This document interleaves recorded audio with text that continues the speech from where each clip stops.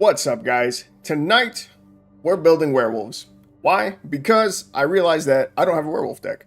And I'm not a big fan of werewolves, normally. And that's because with physical cards, you have to take the card out of the sleeve, flip it over, and it's really annoying. However, a huge benefit of playing on Arena is the fact that we have the computer. It does everything for us. So day and night mechanics, you don't have to track it. And whenever your cards do need a flip, the game does it for you instantly, just like that. So we're gonna build some werewolves tonight. Probably gonna go with Gruul. Yeah, probably. And then, well, yeah, that'll be it. Probably just be Gruul werewolves. So I haven't taken a long look at which werewolves I want to build around. Like I said, I want to play around with the day and night mechanics. So, let's see. If I look up day, I don't think that is exactly what we need. So, like, I'm looking at cards like this, right? Whenever day becomes night or night becomes day, draw a card. I know if I look up Daybound, it'll give me all the werewolves. So, I guess we'll start there. We'll start with Daybound. Actually, isn't Nightbound, is that listed separately? No, if I look up Nightbound, okay, it's just the backside. Okay, so let's see. We'll start with our rares and our mythics. We'll pick out who is the biggest, baddest werewolf out of all the ones that we have. I am thinking it's probably Tovolar. Whenever I see someone play werewolves, like whenever I play against werewolves, Tovolar is usually in their deck. And it's usually a high priority target that I want to kill. So it was probably it. 3 mana, 3/3. Whenever a wolf or werewolf you control deals combat damage to a player, draw a card at the beginning of your upkeep. You control 3 or more wolves and or werewolves. It becomes night. Then transform any number of human werewolves you control. Then becomes a 4/4. Same thing with the draw effect. Then you can pay X, a red, and a green. Target wolf or werewolf you control gets plus X plus someone gains trample until end of turn. Yeah, it seems decent. Pack Song Pup, strongest budget wolf, hands down. I love it. I love Pack Song Pup. Tovolar seems strong. Let's see. Tovolar is a 3-drop, which is nice. Real low costing creature.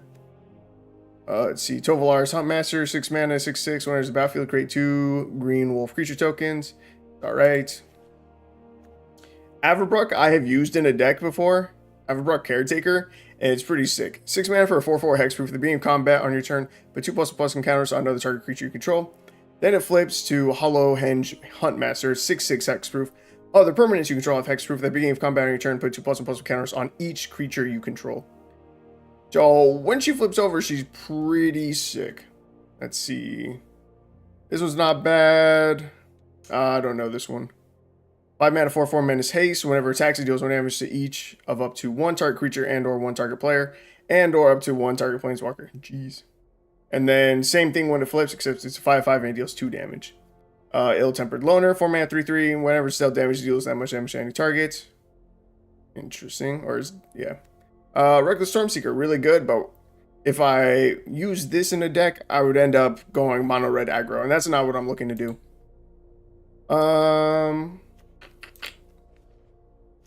And then let me see. Arlen, the Pack's Hope.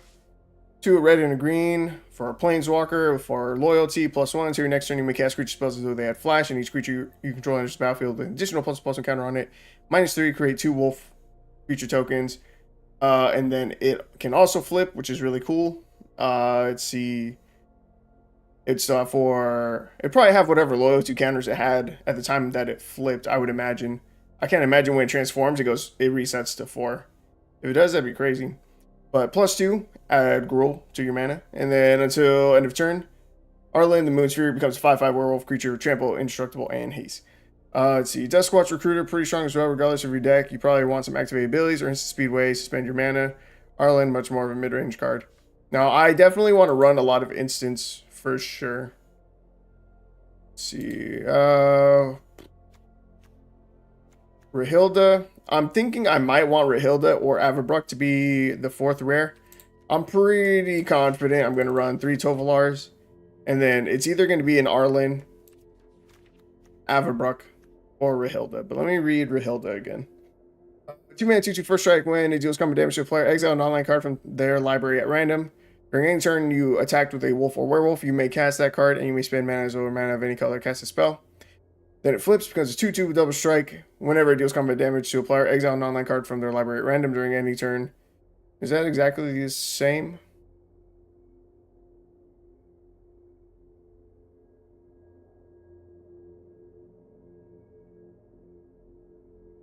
Is the backside literally the same except that becomes double strike? Am I missing something?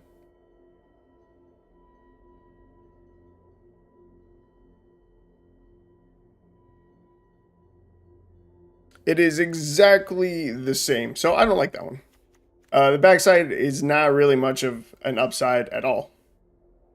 The back is exactly the same as the front. Except you go from single, or not single strike. You go from first strike to double strike. So, meh. I think it's Averbrook. I think that's the one I want to go with.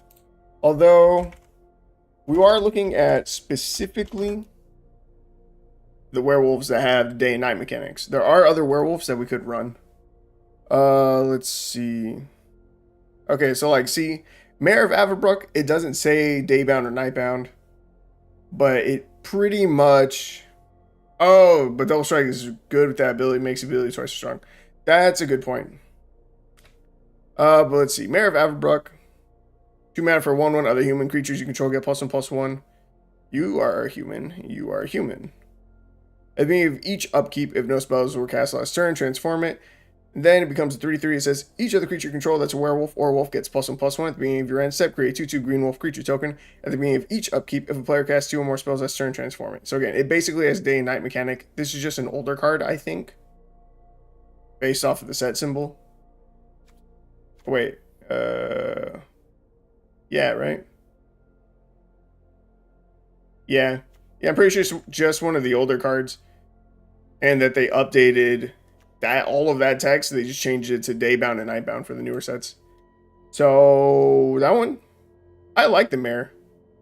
The mayor seems pretty sick. Let's see, werewolf pack leader. I know a lot of people run this one as well. Seems okay. Howling Moon, if you can combat on your turn, target wolf or werewolf you control gets +2/+2 until another turn. Whenever opponent casts their second spell each turn, create a 2/2 green wolf creature token. That's okay. When this enters the battlefield, each other creature you control that's a wolf or werewolf gets +0/+3 until end of turn, and that has flash. We looked at that one. Sage of Ancient Lore. Power toughness are each equal to the number of cards in hand. Wow. Whenever the battlefield, draw a card at the beginning of each upkeep if no spells are cast. Transforms. Gets vigilance and trample. Power and toughness are each equal to the total number of cards in all players' hands. That's interesting. Hunt Master of the Fells. 4 mana for a 2/2. When this creature enters the battlefield or transforms into Hunt Master of the Fells, create a 2/2 green wolf creature token and you gain 2 life. And then its backside is a 4/4 trample. When this creature transforms into Ravager of the Fells, it deals 2 damage to target opponent or planeswalker, and 2 damage to up to 1 target creature that player or that planeswalker's controller controls. I kind of like him too. He's got a cool ETB, and as day and night flips, you continue to get that ETB. I like that. I think that's pretty neat. Is it better than Averbrook? I don't know. I don't know. And then there's, Ulrich of the Kralin Horde. 5 mana 4/4 when this creature enters the battlefield or transforms. Target creature gets +4/+4 until end of turn. Then it flips into a 6/6. Whenever this creature transforms into Ulrich Uncontested Alpha, you may have it fight target non-werewolf creature you don't control.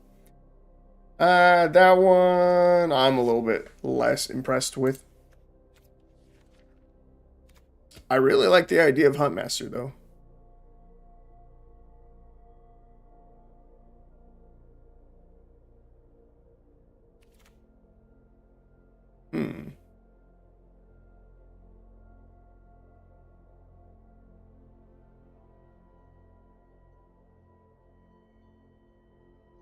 Decisions. I am going to hold off on our decision. It's either going to be Huntmaster of the Fells or it's going to be Averbrook Caretaker. going to be one of these two. But for now, we're going to take a look at our other werewolves that are common and uncommon, see where the rest of our curve ends up, and see if we want to add Averbruck, the whatever Averbruck, the 6-drop, into our deck. Because 6 is a little bit heavier mana cost-wise. Okay, right. Let's start with Kessig Naturalist. Whenever attacks, add red or green. So on its turn, you'll lose this mana as steps and phases end. Then it becomes Lord of the Ulvenwald. 3/3 other wolves and werewolves you control get +1/+1. Whenever attacks, add a red or green. Yeah, so that's just in, right? Immerwolf. Intimidate. Creature with Intimidate can't be blocked except by artifact creatures and or creatures that share a color with it. It's a 2/2. Each other creature you control that's a wolf or werewolf gets +1/+1. Non-human werewolves you control can't transform. Non-human werewolves? Are we going to have any non-human werewolves? I'm confused. That seems weird. But do I care? No, it seems good. It's just, I think it's just going in. Child of the Pack. Let's see. 4 mana for a 2/5. And then when it flips, it becomes a 5/5 trample. Other creatures you control get +1/+0. And it, well, yeah, that's it. Seems solid. We already have a full set of it, so might as well go in. This is just a wolf, but we can pay 4 mana into it, and then attacking wolf or werewolf gains indestructible until end of turn. Pretty much, they never flip back. Okay, see, that's what it sounded like to me.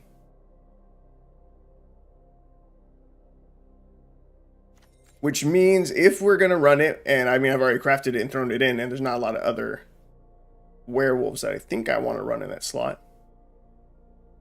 In that case, we don't want to run the 4-drop. We don't want to run Hunt Master of the Fells then. Because the reason why I like this one is that is because if it did flip back to human side, we get additional value. But if Immerwolf is preventing it from flipping back, then that makes no sense. In which case, we go with Averbruck Caretaker. Alright, easy day. Alright, back to red and green werewolves that are common and uncommon. Okay, so far for our curve, we got 2-drop, we got 7 3-drops, so 3 drops are pretty much taken care of. We got a 4-drop and we got a 6-drop. Let's see, we're at 40 cards. We still got 5 more cards that we can add full sets of. Let's see, 1-drops wouldn't be bad to have.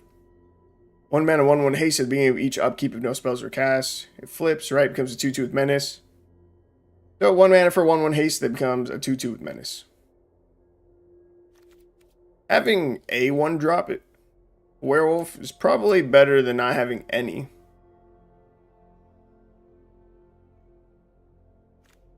Oh, wait a minute. This is not the card that I was thinking of. You said Pack Song Pup. I was thinking of a different thing. That's, I guess not a wolf. I really thought it was. Is it a dog? What am I thinking of? Oh yeah, isn't it Tenacious? Tenacious Pup is what I was thinking of. You want to have 8 for potential turn 2 Pack Song Pup. Let's see. Tenacious Pup. See, that's the one that I wanted, because Tenacious Pup is sick. Let's see. Fearless Pup. You don't look good.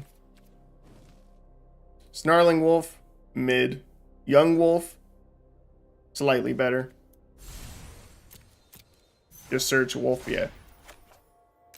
Alright, Village Messenger.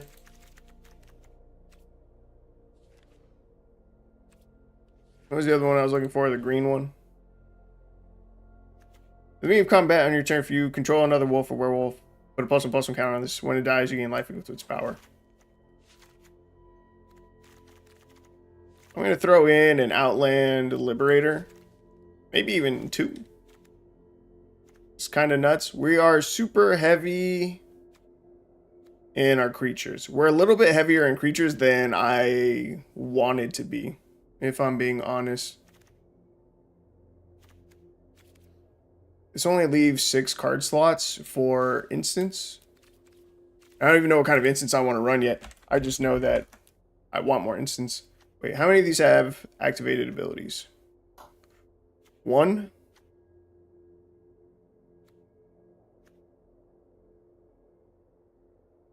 It's not super helpful during my opponent's turn. 2. That's it? Only 2? Okay. Question is, what kind of instance am I gonna want to run? Protection spells are a possibility. Burn is a possibility. Fight spells, more than likely. I don't know if I need or want draw. Our curve looks pretty solid. There's no point in running ramp. So let me see. Let me look up fight spells. My favorite fight spell is in green. It's Blizzard Brawl, but it's a sorcery, which is a big bummer.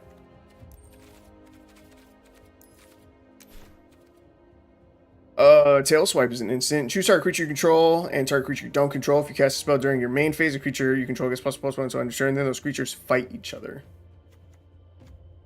Let's see.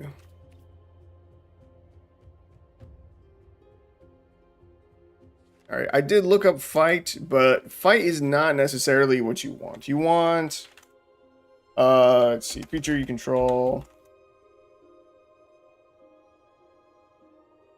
Deal damage.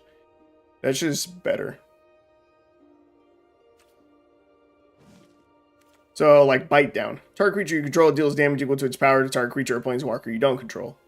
That's much better than fighting in case their shit has death touch. Let's see. Moonlight Hunt. Choose target creature you don't control. Each creature you control that's a wolf or werewolf deals damage equal to its power to that creature. What? Choose target creature you don't control. Each creature you control that's a wolf or werewolf deals damage equal to its power to that creature. For 2 mana? Yo.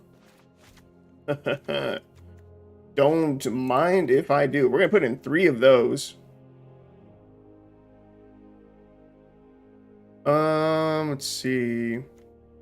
Wolf Strike. Target creature you control gets +2/+1 until end of turn of its night. Then it deals damage. Actually, let's see. Yeah. Then it deals damage equal to its power to target creature you don't control.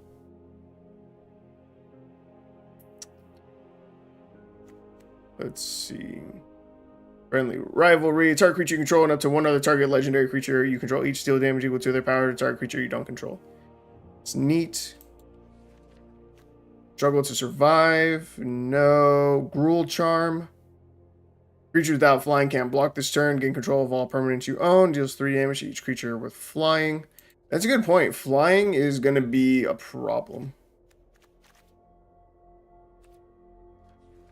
We really cannot do anything about flying. I'm going to add in something like a plummet. Destroy target creature with flying. Broken Wings. Something like Broken Wings is more consistent. Or will be like consistently more usable.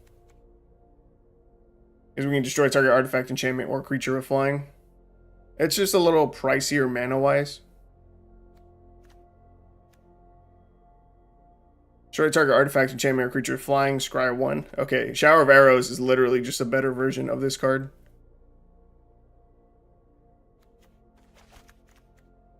And I think for the cost of 1 more mana, I will choose Shower of Arrows over Plummet.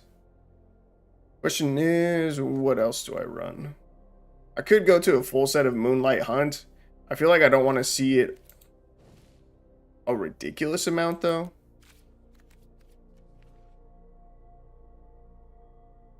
And I kind of want to squeeze in 1 card for protection. What's that really good one? Cameo Safekeeping. Target creature you control gains hexproof and indestructible. Time to turn, you gain 2 life. Yes. In which case, we have room for 1 more card, and it could be something to just buff the whole board even more. Something like creatures you control. You know, something like Ambitious Assault.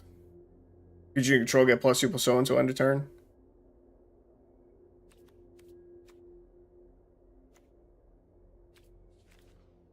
Actually, I'm going to look up Wolf again by an instance.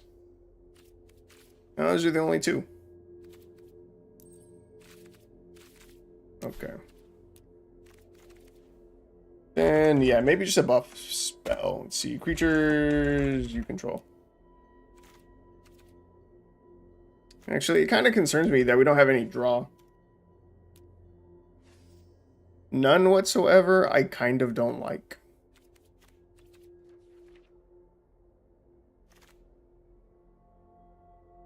Actually, I'm just going to throw in the Ambitious Assault. It has the potential to draw us a card. We probably don't need a ton. Does this have draw on it? It does. Tovalar does. Whenever a wolf or werewolf you control deals combat damage to a player, draw a card. That can give stuff hexproof, so it's more built-in protection. I think this will do. Let's see. How are we doing on time? Took 20 minutes. That's not too bad.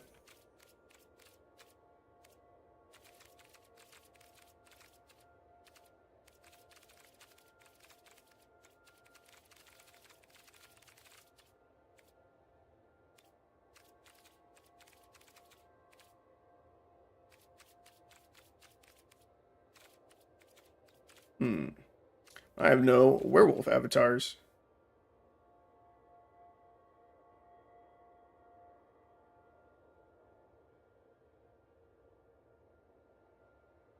I'm gonna choose Minsk and Boo.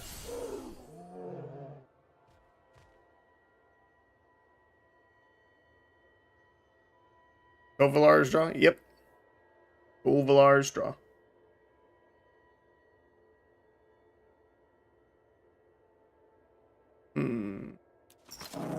You're pretty close to a wolf. Over Mila. There's a fox. You're probably a fox as well. Fuck it. I never used that one. And all that's left are card sleeves. I've got to have werewolf card sleeves in here somewhere. That, like that one. Boom. There's one already. Do I have a better one? That's the real question.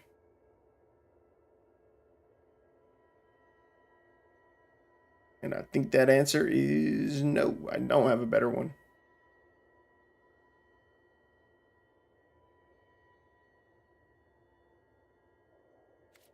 And it's alright. That'll do.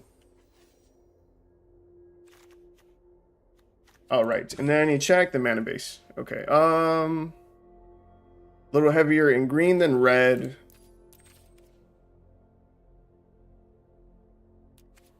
Need game trail. I'm only going to add 2, I think.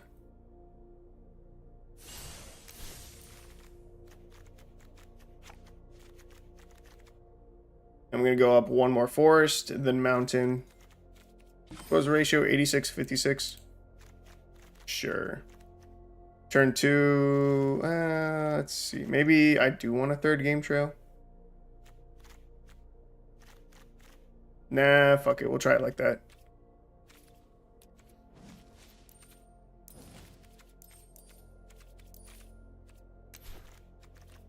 And then I'm going to take a peek at our full art lands. See if I want to swap it up a little bit.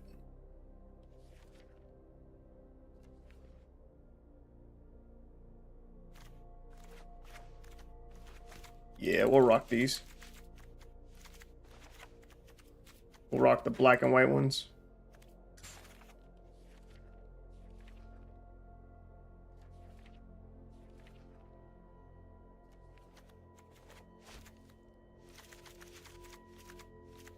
Only 2 game trail, I'd go the full 4. I don't like it. I don't like running all 4. I really don't. We only have 1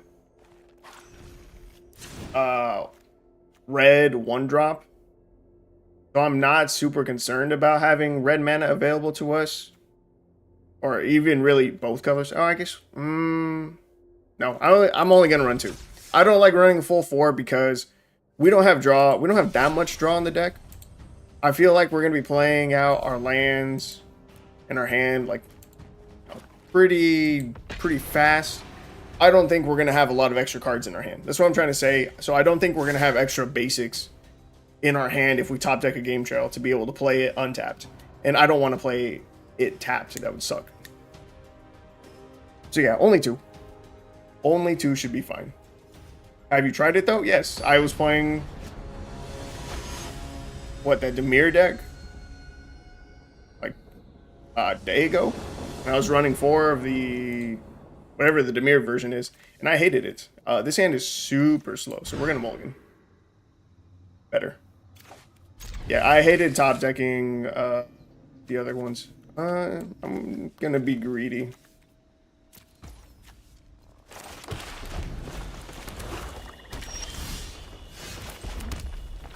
Alright, Pack Song Pup. This is the beginning of combat. Okay.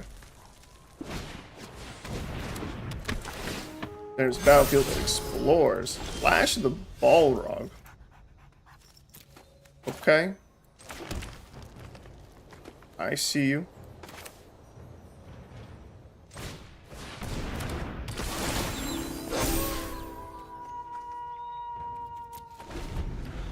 Alright. Yeah, two should be fine.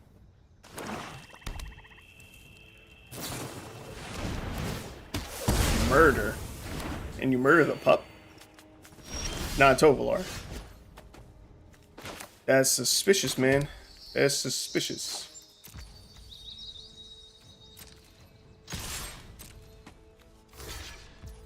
Okay. They trade, we get our 4/4. We know they have the Balrog thing. We have to, what, pay an additional 4, sack a creature, and they don't have creature. Wow, we have drawn all of our Moonlight Hunts. It's definitely not what we wanted.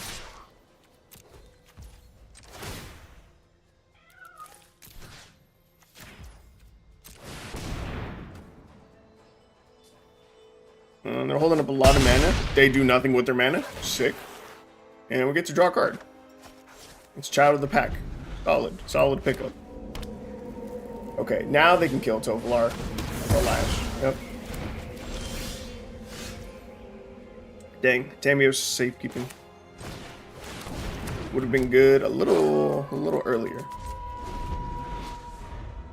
Savage Packmate.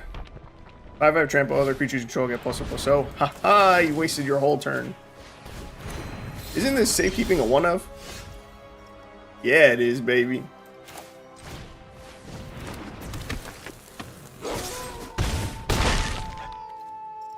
Ah, you know what? There is a distinct difference between having Daybound or Nightbound, or having the old text that performs the same way. Because if this older card had, you know, Daybound or Nightbound on it, it would have entered straight in, flipped, the way that Child of the Pack did. Interesting. Good to know. Good to know.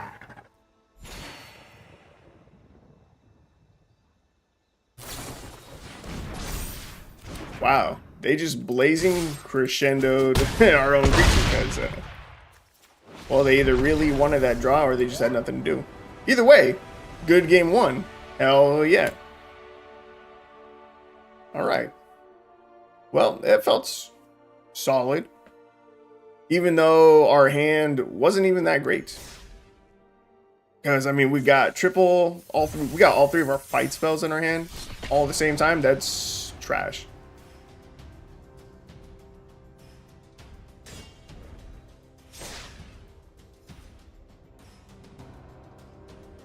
It's 1 down, though.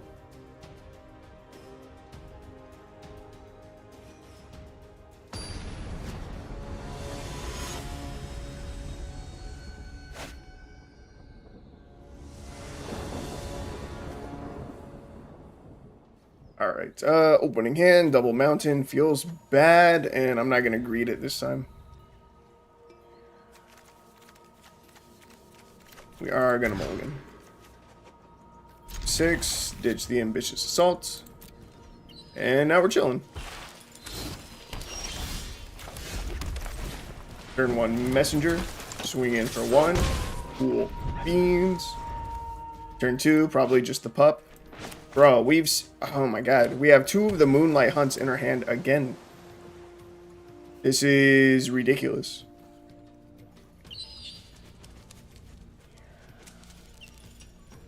Yeah, that's dog shit. Bolted Search feels bad. Ooh, artifact land. That's fancy.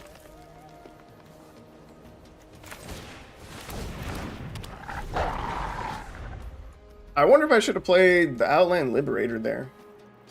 I was thinking that I would save it until next turn, so that way I could have the 1 mana available to destroy an artifact that our opponent might play. But it probably would have been better to try and get this to flip. Artifact. Whenever non-land permanents you control are artifacts in addition to their other types, the same is true for permanent spells you control. Wait, non-land permanents you control are artifacts in addition to their other types. Same is true for permanent spells you control and non-land permanent cards you own that aren't on the battlefield. Okay. Alright, so Liberator, we definitely need to get down.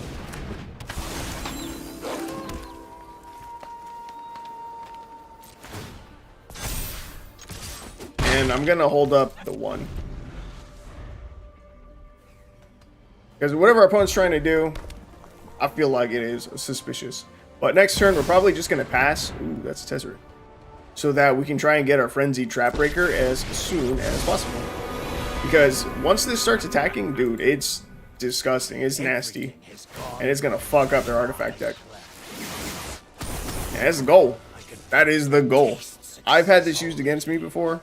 Couple times, and Frenzied Trapbreaker is just so good.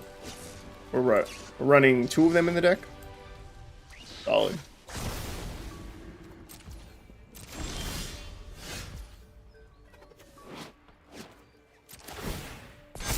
Alright, sick. And we can kill a Tezzeret right here.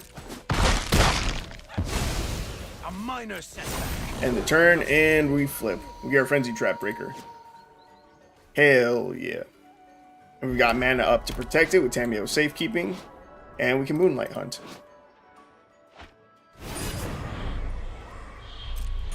The 1 ring. Well, we can't destroy that. And, well, we can't do anything. Let's see. What do I want to do? I can only play 1 spell, otherwise it becomes day again, right? I either set up this. I think I just play the Tenacious Pup. And then we pass. Backsong Pup, also looking pretty lit. Yes, it is. Backsong Pup. Great card. Great card. Come on, opponent. You've got all these artifacts in your deck. Play one for me. Playing an Unwinding Clock. Do it. Do it for me. Don't play Burn Down the House. That'd be whack. Board wipes are for losers. Play that. Play your artifact, dude. Actually, if they get the Mycosynth down, yo, that would be super sick for us, actually. Because that turns all of their stuff into artifacts. And so Trapbreaker can just destroy everything. They're giving us the Celestis to destroy. Say less. Say less. Come back to my turn. Hell yeah.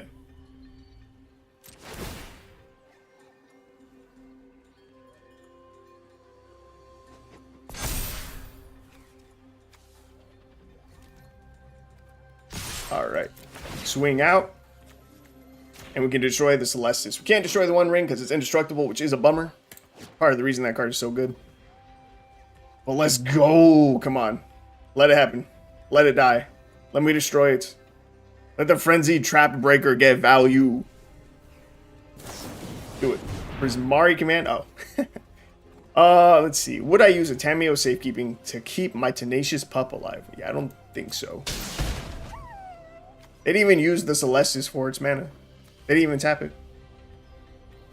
I mean, they still can, I guess, but They probably should have started with that. But let's go, baby. Trap Breaker's too good. Okay, I think what we're going to do here, since we're missing land drops. Well, first we're going to deal our damage. But I think we're just going to drop Kessig Naturalist and then hold up the mana for Tameo Safekeeping to protect our Trap Breaker. And then we're going to end the turn. Oh, also sequencing. I will remember next time that if it's already night, that this comes in on the night side and that it would have buffed our board. We technically missed out on 2 points of damage, but I'm not worried about it. Packsong Pup, like if he has a board wipe right here, Tameo Safekeeping can keep Packsong Pup alive, and that's lethal still. Didn't matter, we got another dub. That's 2. That's 2 for 2, baby. Yo, werewolves are good. And again, not having to track day and night, it's so nice. When this set first came out, I really hated it. But I only hated it because, well, I only hated it for paper magic. I've never liked werewolves because it's too much effort to flip the cards around. And like at that point, you got a double sleeve. You got a double sleeve. You need to get that inner sleeve going. So that way you don't fuck up your card by constantly flipping it back and forth. And I mean, like one option you have, right, is that if you have the inner sleeve, you can just pull it out of the main sleeve, right? And then just lay it on top of the sleeve on the table. So then that way you don't have to physically pull it out and reinsert it back in every time it flips. You can literally just flip it over, right? But it's still annoying. It's still extra stuff that it's just extra work you have to do. And like, what happens if you forget to flip a card back over? That's also annoying. And it's happened to me on, you know, a few decks where I have cards that flip. I leave it on the flip side. It's in the sleeve, it's flipped to the wrong side. I go to play my next game, and I'm like, oh, that's awkward. That's the back side of this card, and I gotta flip it. Again, it's just a little bit annoying. We have both of our game trails in hand. We're only running 2, but that's all we need. That is all we need, Rooker. 2 is sufficient. But here we are, we're going into game number 3, and I'm feeling good. Deck's feeling solid. LN Liberator, dude, absolutely nasty. It is the exact card that we needed to counter our opponent's deck last game, and it's pretty gross that we actually found it. We have a Moonlight Hunt in hand. Again, the game really likes giving us this card. Yeah, like a lot. Yeah. I was gonna say, we haven't seen Shower of Arrows or Ambitious Assault yet. But I think we've seen like every other card. We had Averbrook in one of our hands. I may have mulliganed it away.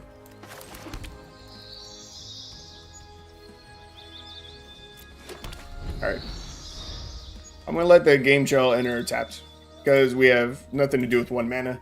And I could try to bluff our opponent, but I'm not worried about it. Hey, you. You there. You there with the 75 cards in your deck for whatever reason. I'm trying to play. This is boring. I got people waiting on us, dude. I got 4 whole viewers right now. The people, they want to see blood. They want action. And for me, a dub's a dub. You know, that's just going to help pad the stats for this deck. We'll be 3-0 if you're not here. But it's just a little bit boring.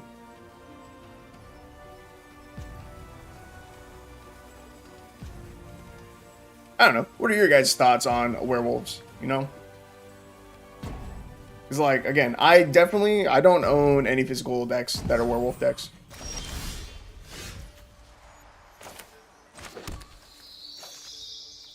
But I am liking it right here and right now on Arena. I'm liking it. It's weird. We're popular today. Yeah, totally, man. Only, what, my 3rd or 4th stream back? Now we got more people. Feels good. Alright, look, this guy, he's not here. He's scared. He recognizes the name. He saw MTGBudgetBrew. He's like, nah, dude, I don't want it. I don't want to catch these hands. I'm out. Dude just logged off. I don't blame him. I would be scared too. Thoughts on werewolves? My thoughts are I seem to lose to it more than I win. That's good to know. And hi, Jodo. But yeah, it's crazy. It's crazy to me that I didn't have a werewolf deck on Arena yet. Because I've made so many decks. And werewolves just like never made the cut. At least not that I can remember. But that is another dub. It was a very slow and boring one. But that's 3 for 3, baby. We're 3-0. So let's try to get into another match. See if we can keep this streak going. Yeah. Jodo, have you ever made a werewolf deck yourself? Because it sounds like you think they're pretty strong. Said you seem to lose to it more than you win. Can't beat them. Join them. That's what I'm doing right now. Actually, I feel like I don't get stomped by werewolves that often. Not that I just don't see it that often, just that whenever I play against them, I feel like, yeah, like an average deck. It's either that or I just forgot how to play on those days. Maybe.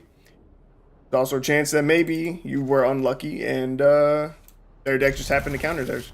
Or happened to counter yours. Maybe they were on the play that game. Maybe they curved out perfectly. Or like I said, maybe they countered you like how our Outland Liberator just countered the artifact deck real quick. Let's see. What do I want to do? I can Tenacious Pup to set up the Village Messenger.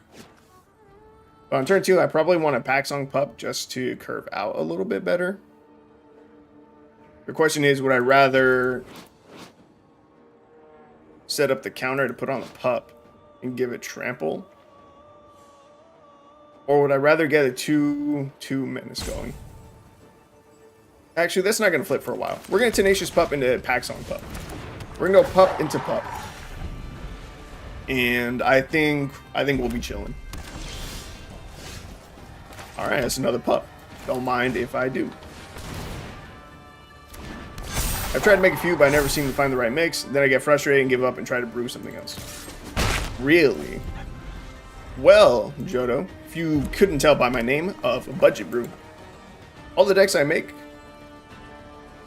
like 95% of the decks I make, they're budget decks. And by that, I mean they only use a total of 4 rare/mythic cards total in the deck. So we have 3 rares in the deck, it's Tovolar, and then 1 mythic, and it's Avabrucks. Everything else, commons and uncommons.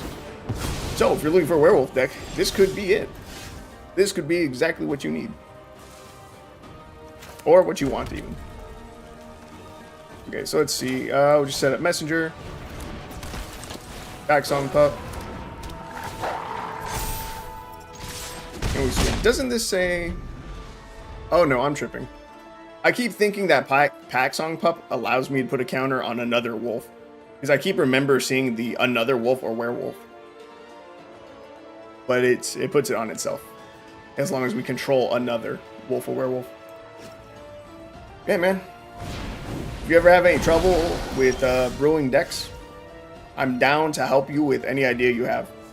Because I love brewing decks. It is hands down my favorite part of Magic the Gathering. Brewing decks. It's like a puzzle that you're trying to build. Tenacious Pup, we don't care for trades. Village Messenger, we don't care. Yeah, we're gonna swing out here. Ooh, opponent takes it all to the face. And they're playing Scalding Viper, which has blue in it, but they seem to be struggling to find blue mana. Unless they're running it solely for the red side, for the Viper side. Which would be weird.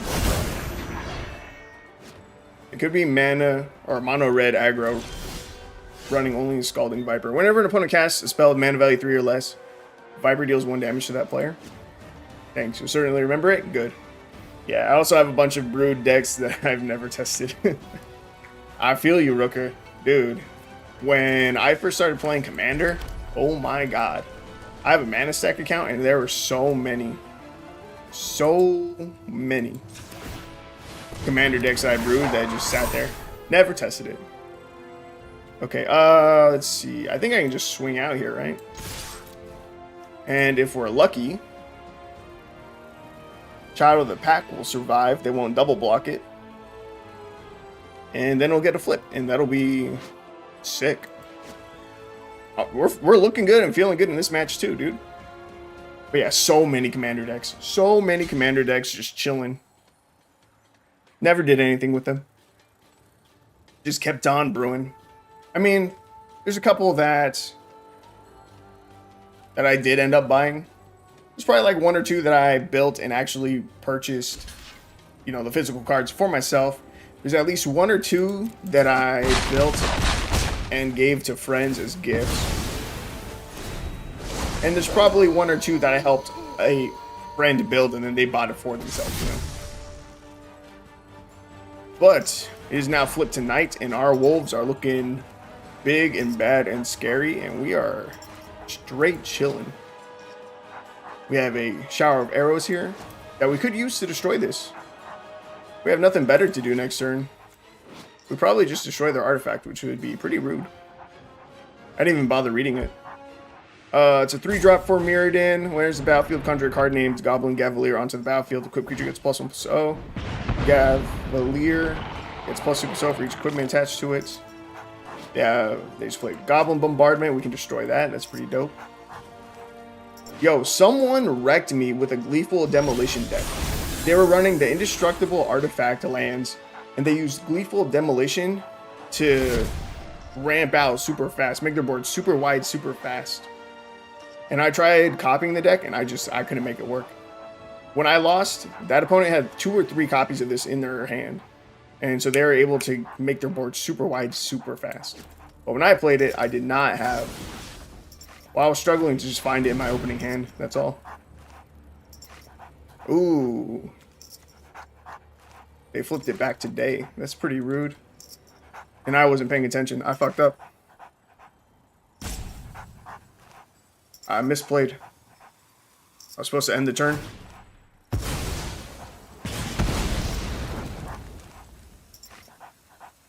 Oh, I guess they would have used their Goblin Bombardment anyway. Well, maybe. Maybe they would have used it.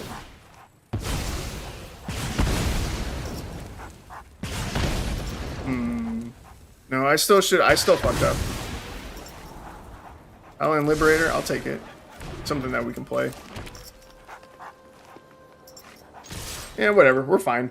I'm still feeling okay. So, our opponent definitely is a mono-red deck.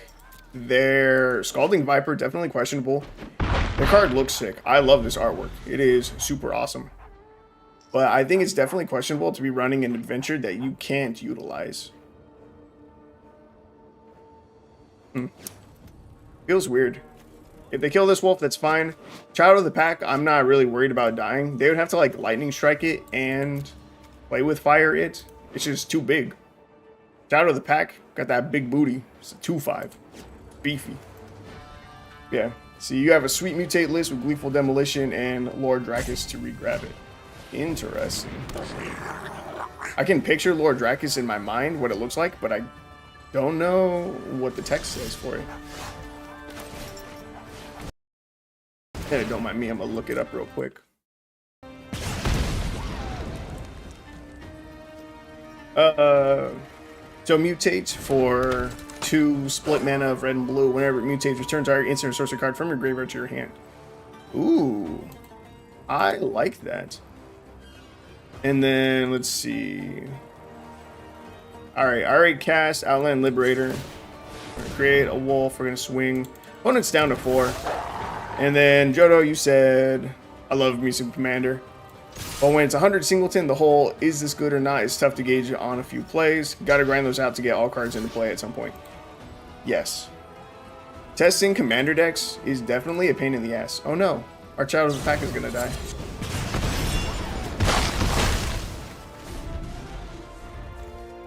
What did they even use? Virtue of Courage. Embereth Blaze deals 2 damage to any target. Whenever source control deals non-common damage to an opponent, you may exile that many cards from the top of your library. You may play those cards this turn. 5 mana for that enchantment. Okay. Do they have a land drop? I don't think so. Oh, it feels so bad. Oh, this is so rude, bro. Oh, he said good game. Good game. All right, we just have lethal on board. But dude, if we didn't have lethal on board, the Outland Liberator would be so nasty. Hell, it still is, because I can just destroy the Phyrexian Dragon engine right now. Oh, that card's too good. But yeah, testing commander decks, definitely a bit of a struggle. Again, I use Mana Stack to build my decks. Or I did used to use Mana Stack. And if I were to build a physical deck, I still would use Mana Stack. But they have a feature to test your hand, and that's about the most that I would do when trying to figure out if my deck's any good. It can let me know how good my opening hands look. You can continue to like draw more cards. Try to imagine how you might like curve out and stuff. You know, end up seeing a few combinations of cards from within the deck and see like find some kind of hidden synergy or something. Or maybe you find out that while playtesting you have no gas, you know, like your deck is struggling. Or maybe there's an interaction that you thought worked, but now that you see it like laid out, you realize it doesn't. Yeah, I don't know. I don't know what you used to build decks. Highly recommend Mana Stack though. Yeah. And soon all the decks that I build and all the decks that I build and post on YouTube, they're going to be available on Mana Stack, so you can just copy it right to Arena. And this deck probably going to be one of them. I think this is going to be today's first video. Or I think tonight's stream is going to be the first video I post on YouTube in a while. I'm going to be super greedy here. We have a turn 1 and turn 2 play where we don't need red mana. We are on the play, not on the draw. But that still gives us 2 turns to find a red source. I'm going to be greedy. I'm going to get punished. I'm a very greedy player when I play. If we lose this match, don't blame the deck. This one's on me. I'm being greedy. But for those who are keeping track, we are 4-0 with the deck.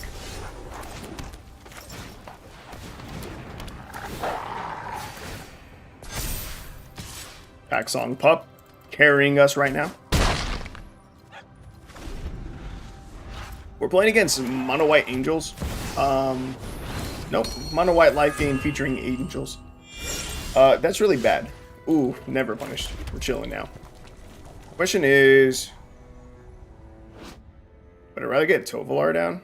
I think so. I'm going to set up Tovolar rather than play Child of the Pack, even though Child of the Pack is more mana efficient, because I want to start getting the draw. Oh, in fact, I can swing out. I don't know why I didn't swing out. If only we had Game Trail in hand. It's fine. We're fine. We didn't need it. But yeah, I want to get the draw from Tovolar. Look at that draw, dude. Oh, it's so nasty. That's so dirty. But yeah, this is a matchup that I think we would struggle against. Luckily, our opponent's opening wasn't super great. But naturally, this is the match where the game doesn't want to give us like all of our Moonlight hunts so we can take care of their flyers. Okay, Tovolar's ability pumps something and gives it trample. Gonna play out second mountain. We only want to play one spell this turn because we don't want to flip it back today. Actually, is Tovolar lethal? 14. I can add 3 more damage here. I think that was almost exactly lethal. Depending on how they... I think that was exactly lethal. Let's say I gave a Tenacious Pup +3/+0 and trample. That's 4 trample damage. That's 14 trample damage. They can block 14, and then we have a 15th point of damage going through Tenacious Pup. Yeah, that was exactly lethal. Sick. Easy day. We beat my most hated opponent's deck. I don't know. Maybe just my most hated deck. I hate Mono White life game. It's everywhere. It's everywhere on Historic. But we just beat it down. We beat it down with Werewolves. And again, I thought that would be a difficult match. Again, our opponents, you know, first few turns, it wasn't the greatest curve ever. Obviously, they didn't have like turn 1 Soul Warden into like turn 2 Voice of the Blessed plus some other crap on turn 3. You know, But in my head, that's a really bad matchup, simply because of the fact that we would struggle against flyers. But all's well that ends well. Hello, Owls, who's running more than 60 cards, but they're doing it in the right way. They're running a Yorion deck. It's the only really good reason to run more than 60 cards in the deck. Owls. Owls knows what's up.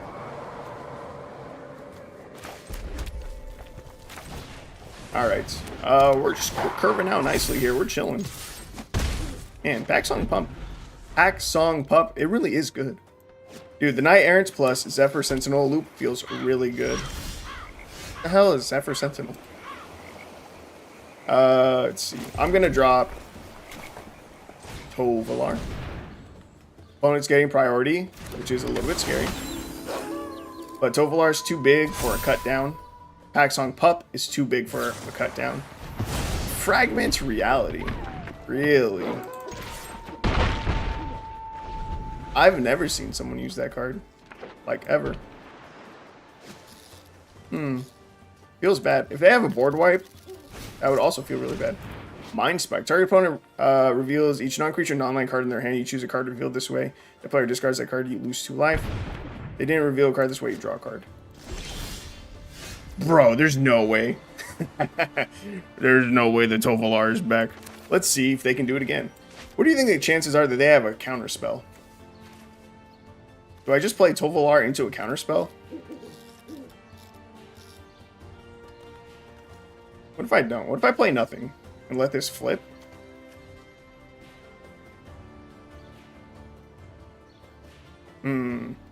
If I play Tovolar and it sticks, we get to draw more cards.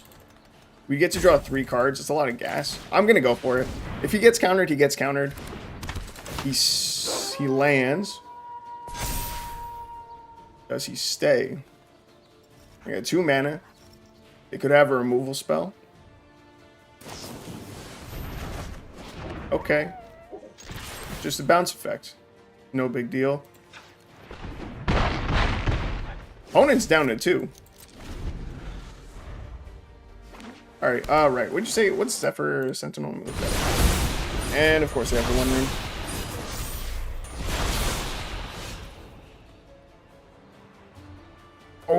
Oh no, that's Zephyr Singer. That one I like a lot. Zephyr Sentinel, 1 in a blue, 2/1, flash flying, when enters the battlefield, return up to 1. Other target creature controlled to its owner's hand. If it was a soldier, put a +1/+1 counter on it.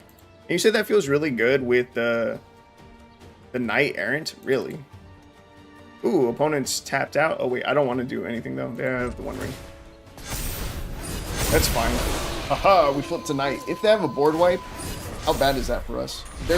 Oh wait. Wait. Isn't that just game? I was going to say, the 1 ring's just going to kill them. Dude. 5-0. These werewolves are too strong, dude. This is nuts. I'm bad at counting. We are 6-0. Look at this. And I intend to finish it once and 6-0. 100%. And across a bunch of different matchups. One of these was a free win. Game number 3 was a free win. But I was even like super greedy on what? Game number 5? 4 or 5, I was super greedy. Still won. Good stats. Good stats. I wasn't going to focus on the stats a whole bunch. But it's pretty good. It's pretty good. I think this deck list is just done.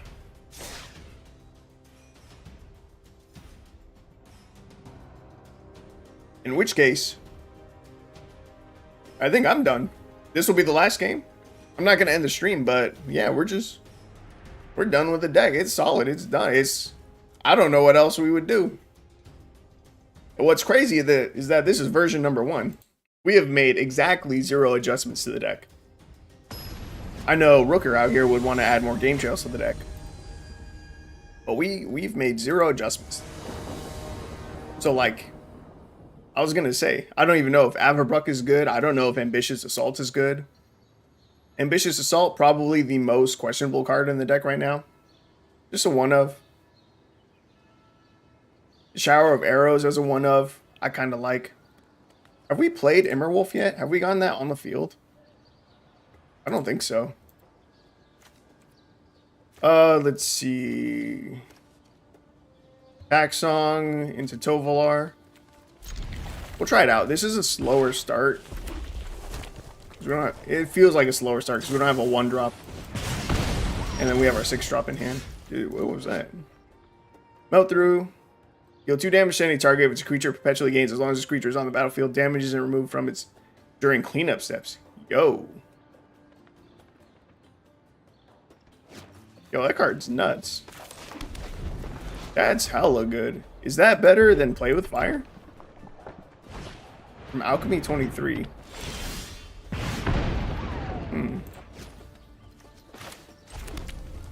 Good card. Ooh, Roiling Vortex. The beginning of each player's upkeep deals 1 damage to them. Whenever a player casts a spell, if no mana is spent to cast a spell, Roiling Vortex deals 5 damage to them. You can pay a red. Your opponents can't gain life this turn. Seems like a job for Outland Liberator. Now, I am being greedy by playing it now. We know they have burn. They could use something like a Melt Through to kill our Outland Liberator right now. Ooh, but they're greedy. They went face. Do they have... Ooh, they have the Play with Fire. Do they have a Shock? Nope, they just have 3rd Melt Through. Jesus. Worse than Play with Fire in your opinion? I like it. I like it. Right, so that's what I meant by me being greedy with the Outland Liberator. If I had played Pack Song Pup instead, I could have played Outland Liberator this turn, held up the 1 mana, and then used it to destroy the Roiling Vortex in response. Do I just play out Tovolar? I'm gonna play out Tovolar. Our opponent only has 2 lands on the field right now. If they use enough burn to kill Tovolar, it's gonna cost them 2 mana. Damn, man, they had Play with Fire. Do we have any way to gain life in this deck? Tameo Safekeeping adds 2. I feel like I could have sworn we saw something.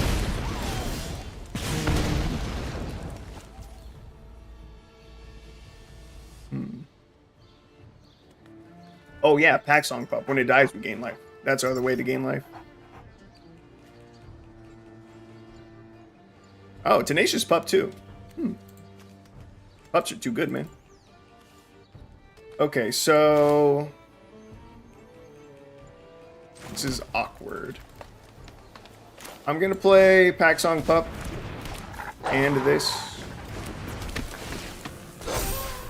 So we can get 2 draws here. We're racing our opponent now.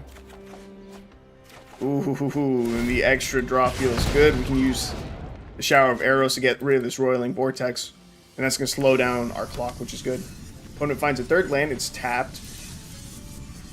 So we should probably be expecting more burn coming through next turn.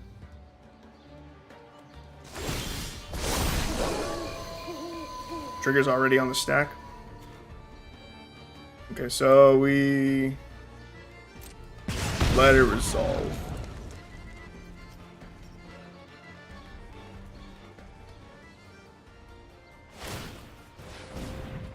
Ooh, our opponents are... We can't gain life. I don't think that matters, right? Yeah, it doesn't matter. Not unless they're going to kill the pup.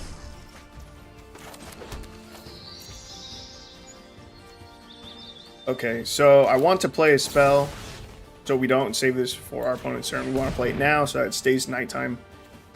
Next turn...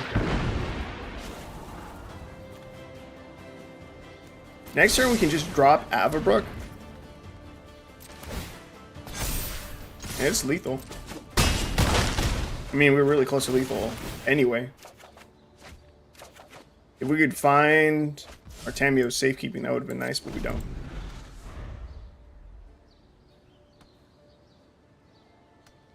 I'm trying to think right now if we threw lethal, but we did not. If I didn't use that 3 mana for a Shower of Arrows, we could have used Tovolar's ability to give +3/+0. That's it. Deals 3 damage to each creature. Choose an instant sorcery card in your hand. Perpetually gains this spell. Would deal non-combat damage to a permanent or player. It deals that much damage +2 instead. Aha! And we gained the life. Dude, the Liberator. Oh wait, the Liberator didn't help us this game. The Shower of Arrows, the 1-of, it came through. Sick. Well, I mean, the deck is now undefeated. Well, it still was undefeated. But 7-0. We're now 7-0 with the deck. That's nuts. That's crazy. That's like a really good win streak. Like, really good. I keep trying to refresh my Untapped to show me the 7-0. But it's not showing us game number 7. That's weird. Did my Untapped... Did it stop? No, it was still up.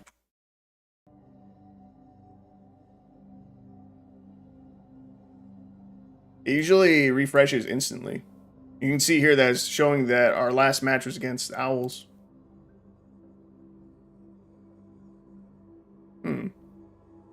That's a little bit whack. Well, you guys saw game number 7. We're 7-0, which is crazy. That's nuts. So I'm gonna let you guys decide.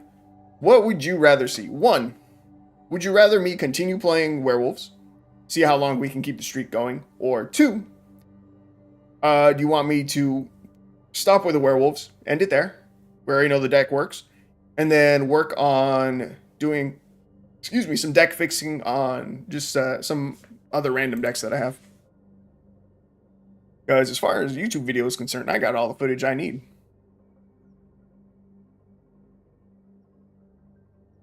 But it's up to you guys. I'm down to keep playing Werewolves. Dude, catching dubs is fun.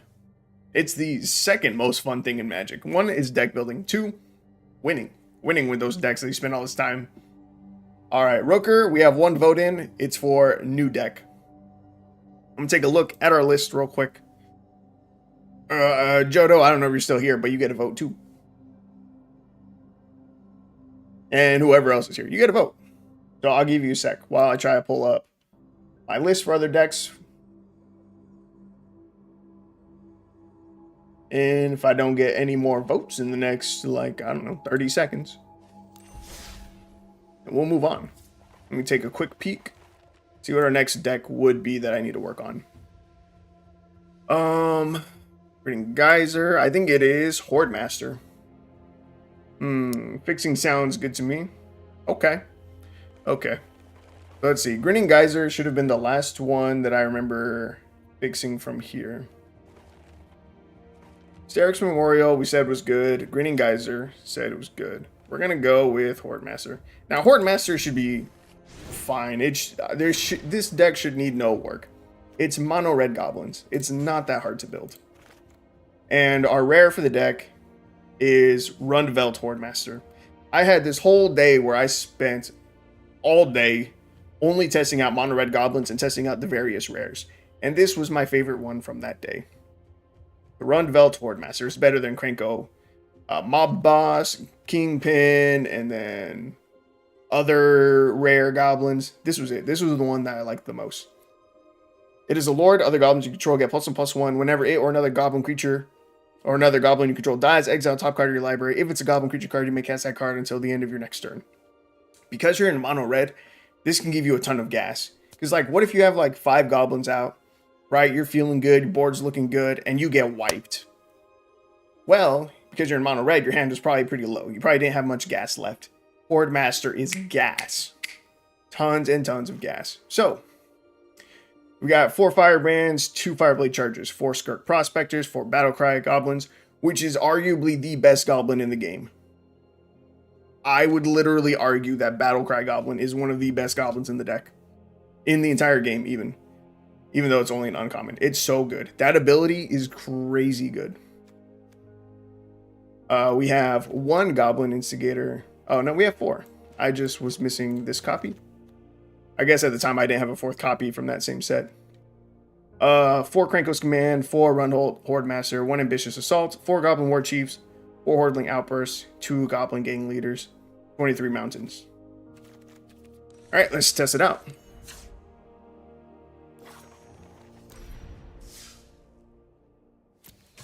But yeah, it should be fine. Battle cry is so bonker. It's so good. It's so damn good. Because I don't even remember what the exact scenarios were that I was using it that super impressed me. But it probably has something to do with Skirk Prospector as well. Sacking some of our goblins. Oh, you know what? I think that's what it is. I think it's really good because if you have both on the field, the Skirk Prospector where you can sack goblins for red mana. If you have that and the battle cry out, when your opponent goes to declare blockers, you just sack the goblins that they're blocking. Get your mana, and then use that mana to pump the rest of your board again. That's not being blocked. You know what I mean? I'm pretty sure that's why it's so good. I think it's so good because when it's paired with Skirk Prospector, it's nuts.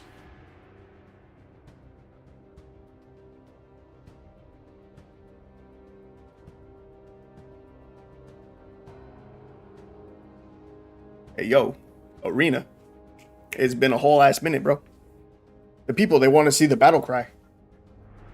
They want to see it. I need an opponent. Thank you. Oh, they are already gone. If I heard that correctly. Draw. You know, people love to draw in Magic. They do. They love to draw cards. Drawing like this? Trash. Let's try that again. But again, Horde Master should be fine. It's mono red goblins. You literally, like, you can't fuck it up. You almost can't. Same with like mono white life gain. It's hard to mess it up. You just throw in all the cards that say goblins into a deck, and they do goblin stuff. Mono white life gain. You just grab a bunch of cards that say gain life. You put it in the deck.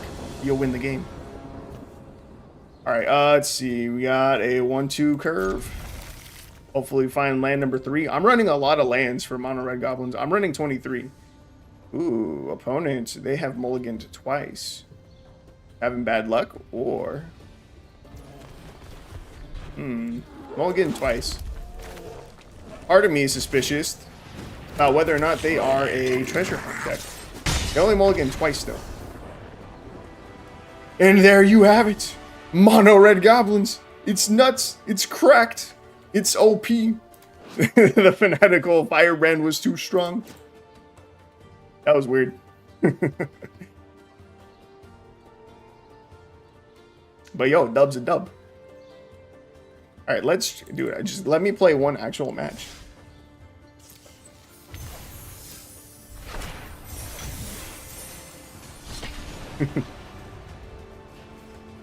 Okay, but what about another crazy Skirk Prospector deck? Grinning Ignis plus Cabaretti Revels combo. I already have a Grinning Ignis deck. I don't remember if you got to see it. I don't remember if I was streaming while I fixed that one. Too good, turn 1 win. It's so good. But yeah, did you see me do my Grinning Ignis deck? I don't remember if I was streaming that one or not.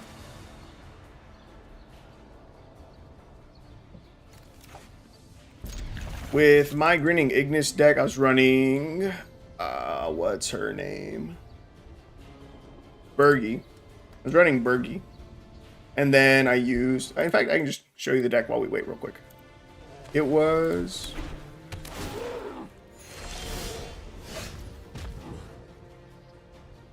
Yeah, this one with Volcanic Geyser as your win con. Use Bergie, Azur's Monument, and then the Grinning Ignis. You can get infinite colorless mana and then Volcanic Geyser someone for lethal. Oh, you never saw it? Oh, well, dude. It's pretty dope. Let's see. Does it matter which one I get down first? I will get the Fireblade Charger down first. Yeah, so I already have a Grinning Ignis deck. I'm good. I'm chilling. Ooh. Is its colors. Let's see if they got the counterspell.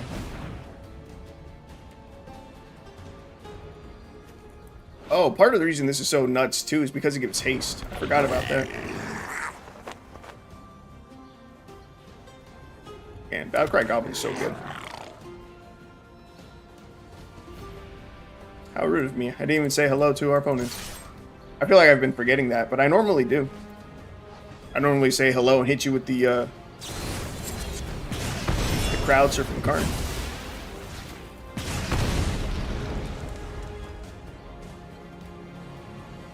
But yeah, Rooker. The another deck, the Graining Ignis one. It's fun. It's really,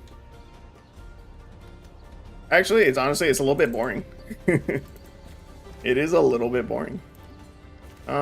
This is awkward.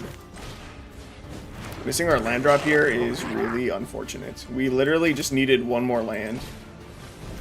I think from here, just pass. That sucks. I really wanted to hit land drop number 3. And like I said, for this deck, I'm running a lot of lands. I have 23 lands in here. 23 mountains. That's way more than most mono red decks would run. Alright, land drop number 3. Thank you. Okay, see, now if they have a counter spell, I really don't want it to hit this Hordling Outburst. I'm going to try for the Battlecry Goblin. It sticks. This is very suspicious.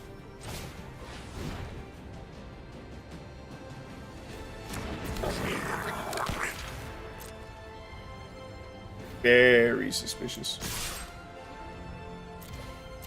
Gonna swing out. They have so much mana floating.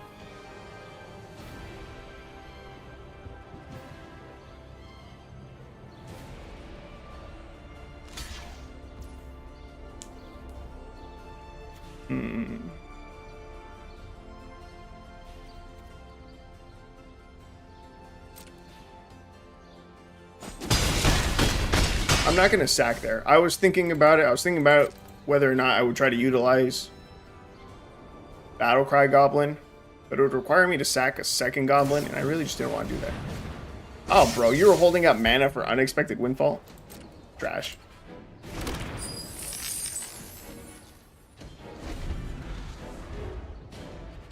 I'm a little worried that we're going to run out of gas here. 1,000-Year Storm? Really? Okay. That doesn't work well with Bone Crusher Giant. Not unless we kill the Giant, I guess. Okay, so this is a great turn to drop this Battlecry Goblin. Because what we can do is use its ability. Wait, does this one say other? No, it's just goblins you control, right? Yeah, you can give itself. It can give itself haste, which is sick. Nice. And now we suddenly have a lot of damage on board. Oh yeah, and it creates tokens, dude. Oh, I misplayed that. I haven't. Okay, it's give me a break. It's been a while since I played the deck. But when you have 6 or more power... No, I did need to activate it once to give this one haste. Okay. Never mind. Don't listen to me. I'm crazy. So what I'm going to do now is I'm going to activate the Skirk Prospector to sack this token. And I can't... Oh, yeah. I can sack this one still. Because we have the other Battlecry Goblin. Now we have 2 floating red. We can activate this again. And now we just have a ton of damage going through. Like an insane amount of damage.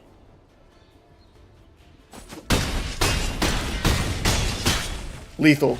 Boom. Boom. Wasn't even worried. Not for 1 second. Didn't doubt it. Dude. Battlecry Goblin's too good. It's nuts. Yeah, the deck's good. And you see, that was... We didn't even get to see the rare. We didn't even get to see the Rundvelt's... What, Horde Master or whatever it is? Yeah, that deck is just good. It's just good. Alright, so that one's going on the list. And the list is the finished decks. Yeah, Horde Master, done. Alright, let's see.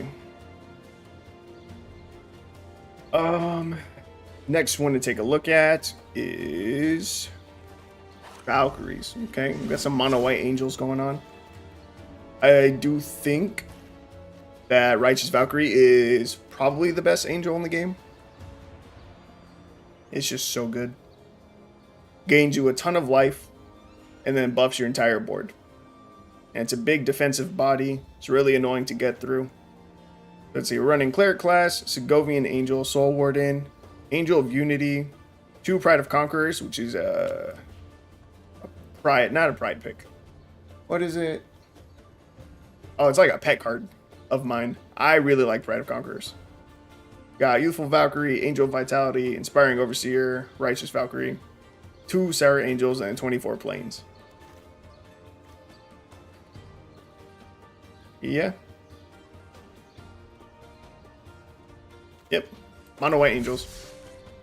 Pretty basic. Should work well, though. Because like I said, it's kind of hard to fuck it up, just like the Goblins. It's just a bunch of angels.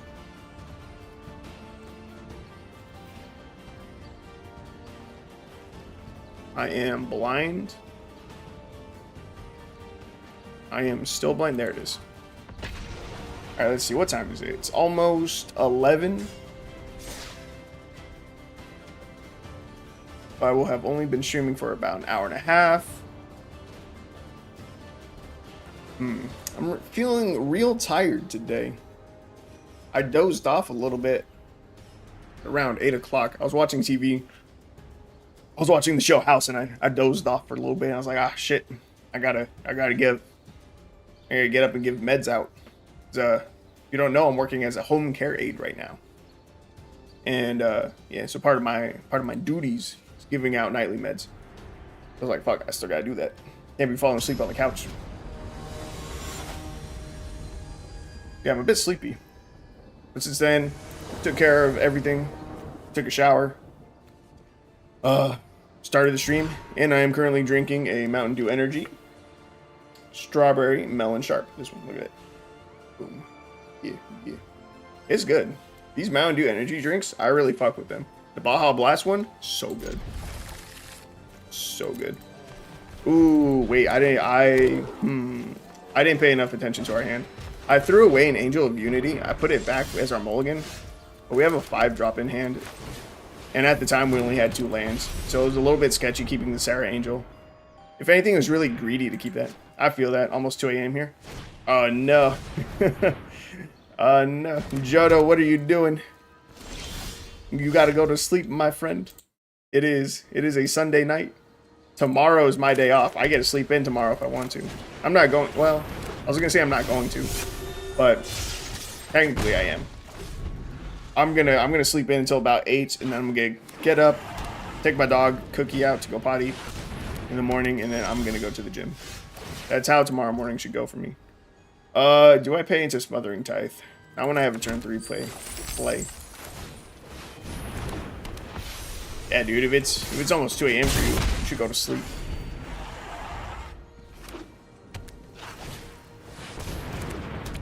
Ooh, our opponent is doing fun stuff, though. Not fun for us. It's very exciting. They have Smothering Tithe and Parallel Lives going on. I can pay this turn. We have nothing to do with 4 mana. Happen soon enough. Cool. Good. But yeah, they're gonna force us to draw cards somehow, so that way they can get a ton of treasure tokens with Smothering Tithe. Oh my god, and they have the Anointed Procession? That's gross. I don't know what card they're gonna use. Oh, I guess they don't need to force us to draw cards. As soon as I decline once, that's 4. God damn. That's crazy. And we don't have our Righteous Valkyries. Feels bad. Alright, so now they have all the mana in the world to do whatever they want with. They only have 2 cards in hand. Ooh. Wait, is this their whole game plan? It's just the Dawn of Hope?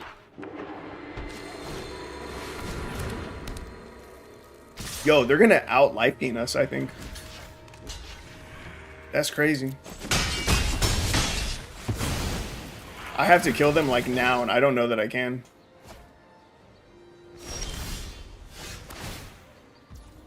We gotta decline.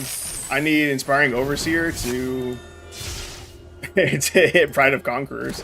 I think that's the only card that could win us the game. We have 2 of them in the deck. 4% chance. I need to find it now. We decline this. It doesn't matter how much mana they have. They can make as many tokens as they want right now. But oh, God.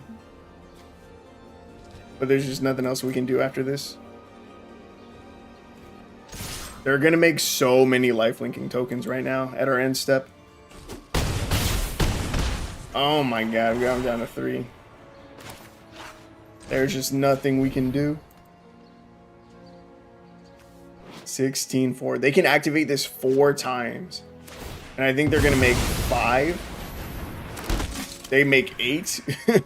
They make 8 soldiers per activation. That's awesome. I would love to play this, but there's so many rares in the deck. There's just no way I'd get all the pieces.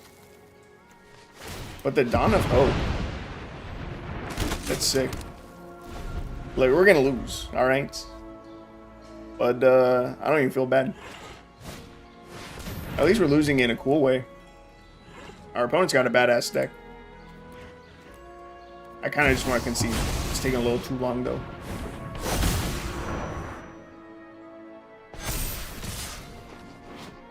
That seems weird. Oh, no. This can make a copy of his enchantments. That's sick. All right, no blocks. That's game. Good game. They're about to gain 35 life. We're not gonna kill them. There's just no way. They out life gained us. That's okay. Again, they did it in a cool way. That's fine. I hate life gain decks normally. I really do, but that one was cool. Right, I'm still gonna try this one out. I don't know that there's anything else that we could really do to improve this deck. It's still functional. I know it can still win. It's just that all the good angels that people normally run, they're rare. I'm going to look up on Scryfall real quick what the other angels are. Ooh. We do have Righteous Valkyrie this time, though. That's huge. We haven't gotten to see it yet. Opponent played an island. They're running 86 cards. Oh, they're a treasure hunt deck. Wow. That's unlucky for them. Let's see.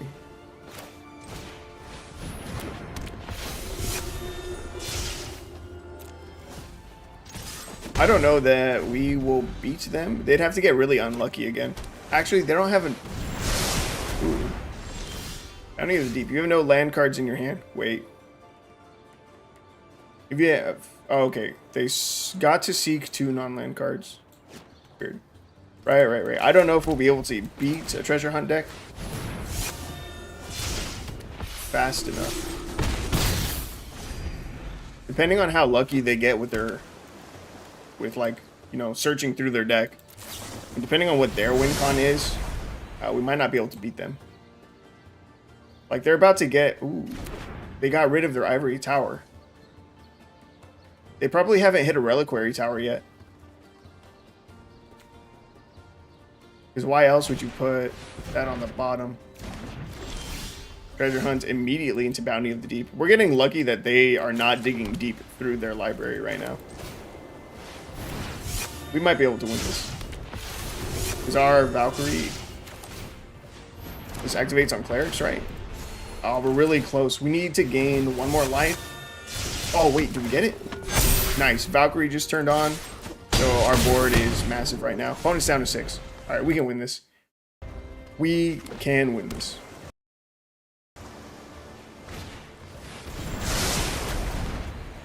Yeah, I've been blabbering this whole time about this treasure hunt deck. Seek new knowledge, bro.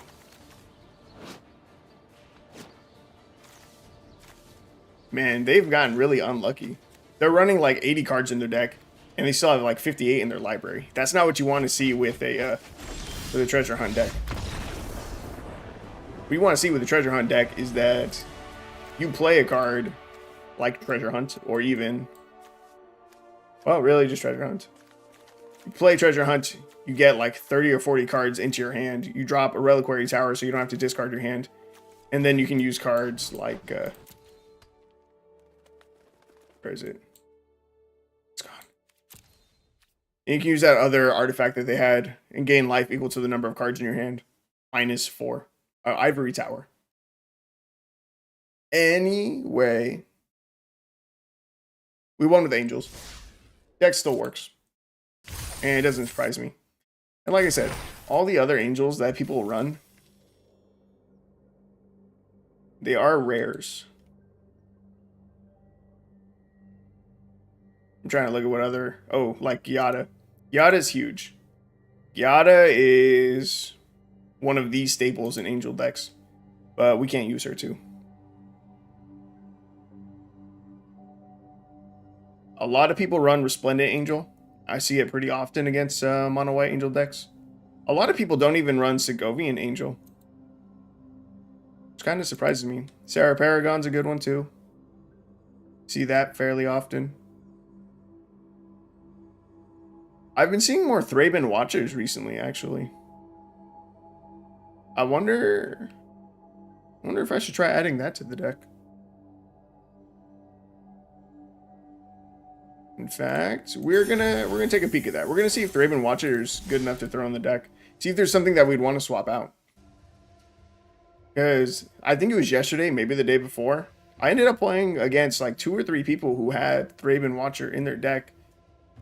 And because it is somewhat newer to Arena, well, you know, just somewhat newer, right? From Modern Horizons. I don't know. I didn't see people run it like a couple months ago. But again, in the same day, I saw it like twice. Suspicious. Very suspicious. Thraben Watcher. 4 mana, 2/2 flying vigilance. Other non-token creatures you control get +1/+1 and have vigilance. So if I was going to run that, what would I cut? I could get rid of Soul Warden. Could get rid of Segovian Angel. I like Cleric class. Mostly because of the whole level 3 part where we could bring something back from our graveyard. Sarah Angel is a little bit questionable, but I do like the option of having a bigger body. Inspiring Overseer is also kind of questionable. What I could do is like cut down on one of these, cut down on one Pride of Conquerors, and just get in like 2 of these.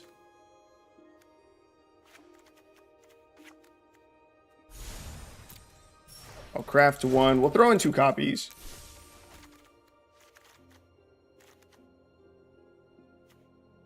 And honestly, I don't even think that I need to play test this. I'm just going to leave in the 2. Because I am going to play this deck again soon. Soon for the big video that I have. For the video that I have planned. So I think that was just fine. So that one's just going to be Valkyries. Valkyries, done. Let's see. Alright, on to the next one. Let's see. Quasar. I remember Quasar being cool and fun and interesting. Whenever you draw a card, target opponent loses 1 life and you gain 1 life. 3/4 vigilance. Okay, so what are we doing here? Oh. I pair it with Lich's Mastery. I don't remember this deck that well. 6 mana, legendary enchantment, hexproof. You can't lose the game. Whenever you gain life, draw that many cards. Whenever you lose life, for each 1 life lost, exile a permanent you control or card from your hand or graveyard. When it leaves the battlefield, you lose the game. Whenever I gain life, I draw a card. And whenever I draw a card, target opponent loses 1 life, and then I gain 1 life. So this just goes back and forth. It's kind of like a Veto Exquisite Blood combo. But with Quasar and a Lich's Mastery. I guess at the time of building this, I didn't have a full playset of ops. I have 2 and 2. Same with Revitalize. Apparently, my library of cards has grown since then. So 2 Phyrexian Missionary, 4 Revitalize, Mentor's Guidance. That's a Cleric, and that works on Clerics. 3 Fairy Vandals, 2 Feed the Swarms, 2 Infernal Grasps, 4 Inspiring Overseers, 4 Moonblessed Clerics, 3 Quasars, 1 Lich's Mastery. Then we have 6 Plains, 6 Islands, 8 Swamps, 1 Tranquil Cove, 1 Scoured Barrens, 1 Dismal Backwater, And then 4 Obscura storefronts. Alright, let's try out Quasar. Let's try it out. I'm excited for this one. I didn't remember Lich's Mastery being in here. But it's pretty cool. I do remember making a YouTube video about this deck. Which means that I know that it works. For sure. 100%. I know it works. But this is going to be fun. Let's see. When did I make the Quasar video?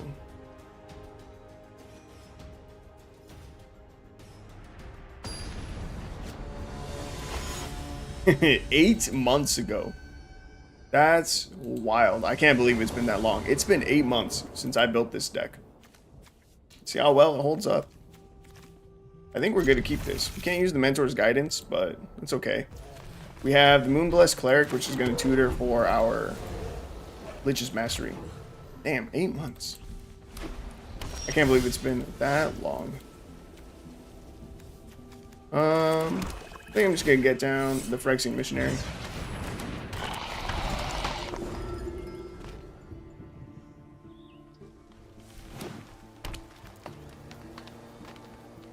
Okay, I was gonna say, it seems a little weird to run the Missionary. It just seems like a little bit random. Not that it's a bad card, it's good. But there's no creature that we... Oh, I guess we could use it to get Quasar out of the graveyard. And then, yeah. Yeah, okay, I can see why we're running Phyrexian Missionary. Again, it can grab Quasar out of our graveyard if it dies, but then also, with the lifelink from it, we could use it to trigger... We could get our chain going that way. Because we have to either gain life or we have to draw a card to get this chain going. That's why we're also running Opt, and that's why we're running Revitalize. And Inspiring Overseer. We need something to trigger the chain once we get those 2 cards out. Let's see. So, I think I'm just going to Moonblessed Cleric here. Hey, chill, opponent. I'm here, alright? We put Lich's Mastery on top of our deck right now. Next turn, we don't miss our land drop while we draw this, so we're chilling. And then after that, we just use Mentor's Guidance and Revitalize, and we start digging. Feed the Swarm, a little bit questionable. I really like the card.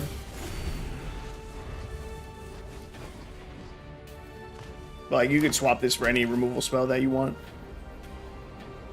Fairy Vandal's in here just because it's an early game creature that grows as we draw cards while we dig. Mentor's Guidance is just good. Because we're running a bunch of clerics. That's a cleric. This is a cleric. That one's not. Okay, we're running 6 clerics. Oh wait, that's also cleric.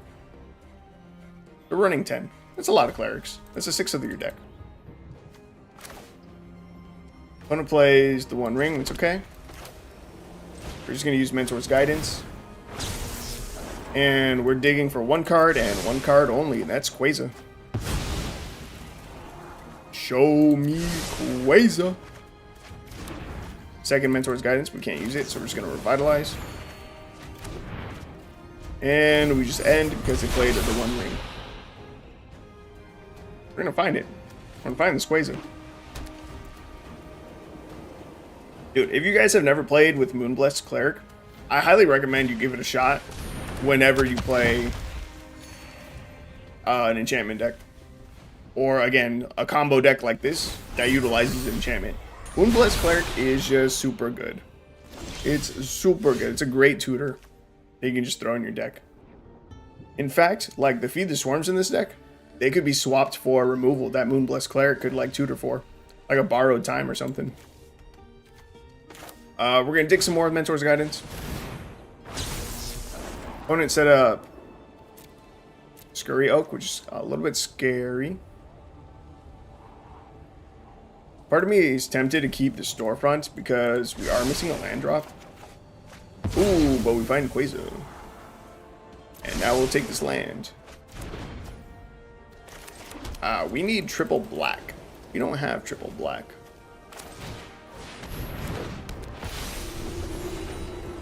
Ooh, the plains is not what we were hoping to see. Yeah, we really gotta find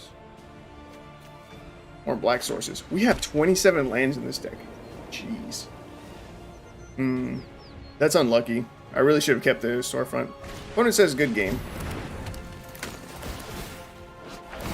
Okay.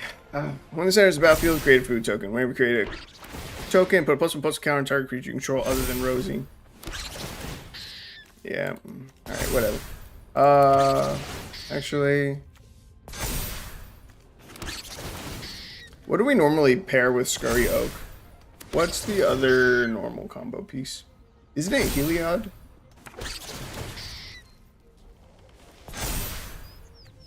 I think it's Heliod. And Rosie lets you do it without any rares, in theory. Or I could use my rares for something else. I don't know that's better than just running Heliod. Heliod's safer, I think. It is indestructible. And an enchantment half the time. Whatever. We lose to Scurry Oak. It is what it is. We're going to try again with Quasar. I want to see it work. And maybe we need more black sources in the deck. But 27 lands. That's a lot. That's a lot of lands. Wait a minute. What are the reveal lands? What colors are the reveal lands in?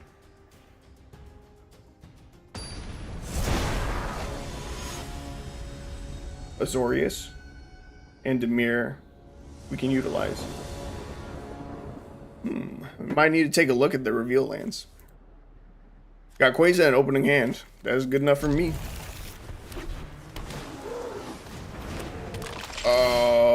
That's super bad. Mill is a terrible matchup for this. We're a combo deck. Mill is super fucking bad.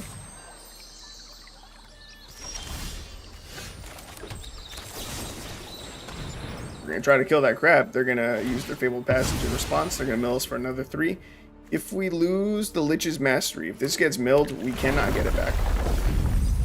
Nothing in our deck can retrieve that from the graveyard. That's a little bit scary. We shouldn't have to worry about Quasar getting removed from the board should we play it out. So that's something to consider. But Mill is usually kind of fast. Let's see. We're going to use the Opt first. We're going to scry, draw a card, and then we will Revitalize. And so it's Guidance.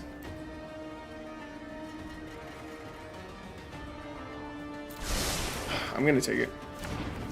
It's questionable about whether or not I should. I probably shouldn't have.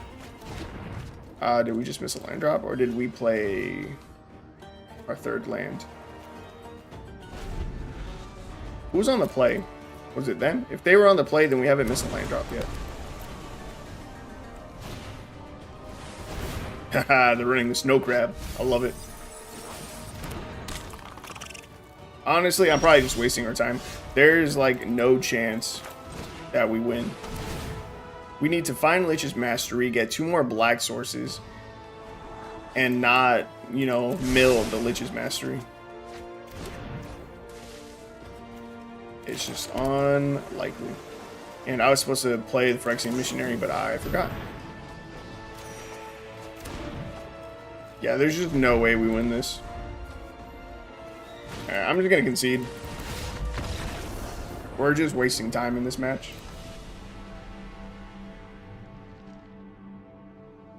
Feels bad. This is such a cool deck. What did we lose to in game 1? Oh, Scurry Oak. We got cheesed out and then we got countered. Unlucky. That's something to consider when deck building. Ask yourself why you lost and identify that. Because, like, with these 2 losses that we just took, there's no reason for me to make a correction to the deck. If I was just now starting out building this deck, I wouldn't have to change anything with any of the cards that I have. Except, like, maybe the lands I might upgrade, you know, with the reveal lands. But again, we got cheesed out by an infinite combo with Scurry Oak. It is what it is. It happens sometimes. If we had had one of our removal spells for Scurry Oak, then, you know, we probably wouldn't have lost. We just didn't draw it. That's fine. And then right now, again, mill just counters us. We're a combo deck. If you mill our combo pieces, because we don't have a lot of them, because we're a budget deck, you know, we just can't win. And it was going to happen sooner or later. Probably sooner. So it is what it is. But right now, I am liking our opening hand. I'm liking it a lot. Man, Lich's Mastery. Triple black. And I'm not running any treasures, which is a bit surprising. I could make this a mono black deck if I wanted to. But then I don't get the Moonblessed Cleric, right? What I could do is make this an Orzhov deck.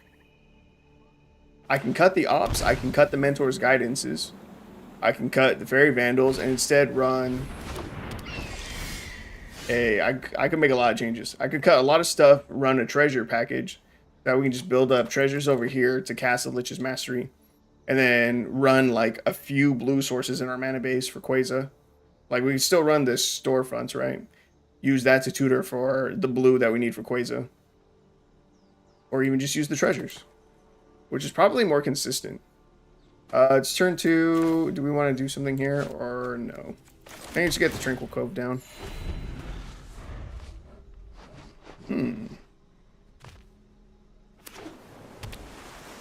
Yeah, that's really weird to me that I decided to try and run so much blue in here. Just because Quasar has a single blue pip in it. Interesting, interesting. Ooh, Flying Tribal.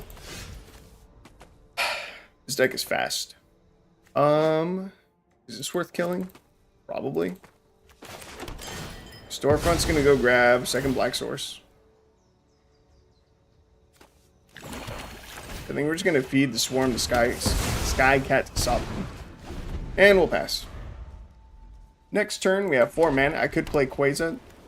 I can't imagine they're running like any removal. So, yeah. Oh wait, I can't even play Quasar. Can I? Yes, I can. If I get this island down, I can. We're gonna play Quasar. We're gonna play it on 4. We're gonna play it on curve.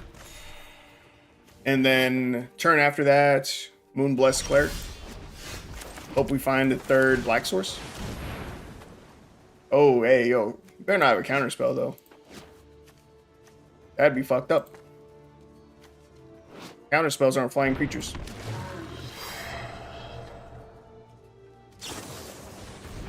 Spectral Sailor, that's fine. Alright, I think this is it. I think we can pull it off. Furion Eagle. We are on like a 3-turn clock right now. This being one of the turns. Because next turn... Ooh, we gain some life. That's sick. Next turn, we're taking 9, assuming they don't have another way to buff their board. But... Oh, wait, that's the 3rd black source. I can... we only have 1 white mana. I have to use the Moonblessed Cleric here. Yeah, I have to go for it. I have to hope that they don't get another buff effect. Another Anthem or something. And I can swing Quasar. I don't need to, but I can. I probably shouldn't have, honestly. It's risky. They have 1 mana up. They probably don't do anything with it, but yeah. So, if we don't die here, we win. We grab the Lich's Mastery, we drop it. Wait a minute. We don't win. Even if we get the Lich's Mastery down. Oh wow, we definitely don't win if we do that. Because we were still going to need something to trigger the Lich's Mastery. Damn, dude. No. 0-3. That feels bad. It feels like the deck's maybe not that good. Were we on the draw? Oh, we were on the play. We still lost.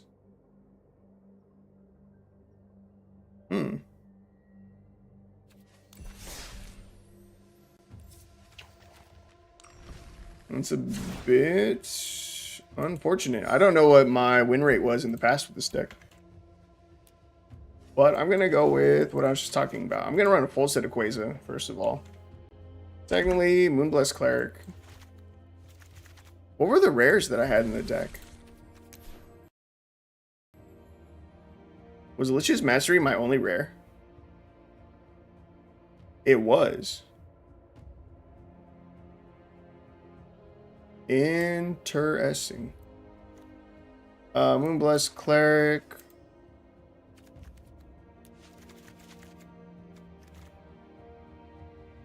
Right, I'm gonna try out a treasure package. And we're gonna go Orzhov. You. Who else do I like to run? Skullport Merchant. Let's see. Get some more draw in here.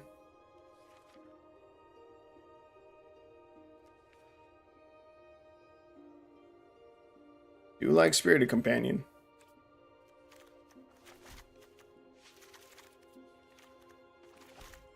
Burning Overseer. I am going to look for Lifelink Creature to help. Let's get our combo started like I was talking about. Ooh, Lone Rider's a really good one to gain life with.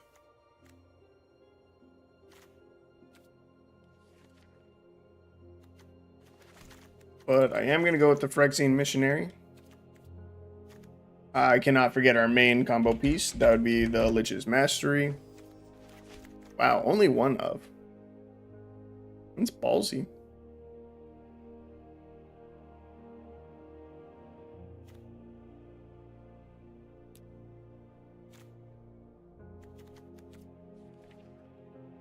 I'm going to keep it as just the one of.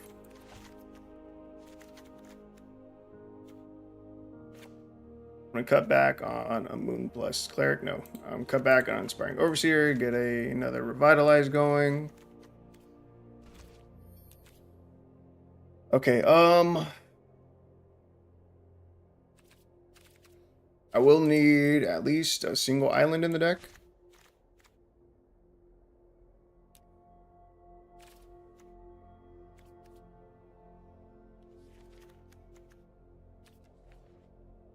Orzhov does not have the uncommon reveal. Okay, so I think I still just run the Obscura Storefronts.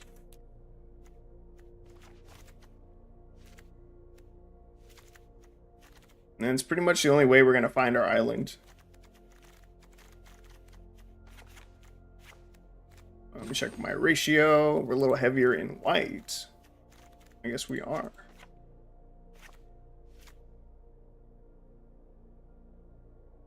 Only one island.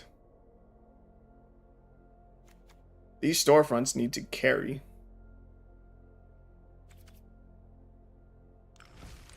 We're gonna try it though. We're gonna try Quasar number 2. So those lands are awesome. They are. I wish we had more of them, honestly. Because I was just playing a deck. It was. Ooh, I don't know. Am I bad at 3-color names? I think I'm bad at remembering the 3-color names. I was running a deck that was red, green, and blue. How do I not remember what that's called? But that's not a color combination for these search lands. I know the name of this one. Temur. No, I didn't know it.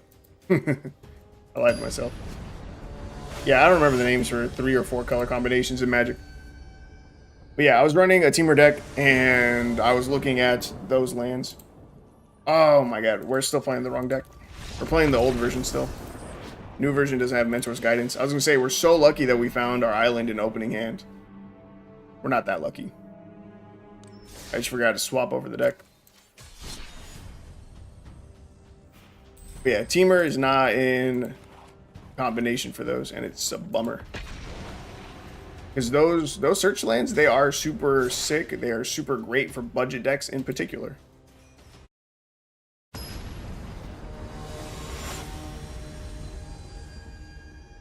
Alright, let's try that again with the correct deck. Okay, see, this is looking good. Dude, I love treasures. I love treasures so much. They are super busted. They let you do things that you shouldn't be able to do. For instance, I have, let's see, what do I have? Let me check my, we're gonna keep that open again. And check my list. Like, I have a Gruul mill deck. Alright. Gruul deck, it's mill. How do I have a Gruul mill deck? What is it? What does that mean? It means that my entire mana base is red and green. It's nothing but mountains and forests. And then treasures. I just run a bunch of cards that create treasures. And then I have 2 blue cards. 2 and only 2 blue cards in the deck. It's a Brew Vac and then Maddening Cacophony. And then you can mill someone's entire library. But you're not going to play around mill if your opponent's only played mountains and forests. And it's nuts. And it's only, I'm only able to do that because of the fact that I'm running treasures in the deck. And it's crazy. Ooh, when we find our island. That's super lucky. We find our 1-up. Yeah, it's crazy. Treasures are so good. So good. Opponent's playing a Season of Growth deck, but they didn't play a creature. That's interesting. I wonder if they have a way to flash in some creatures. What's that 2-drop? There's a 2-drop creature that will... that you can flash in and you get a 1/1 token with it. What is it? Whatever it is, they didn't have it. Why am I blanking on that name? I use the card all the time. I think it's got an R in the name. It's like on the tip of my tongue.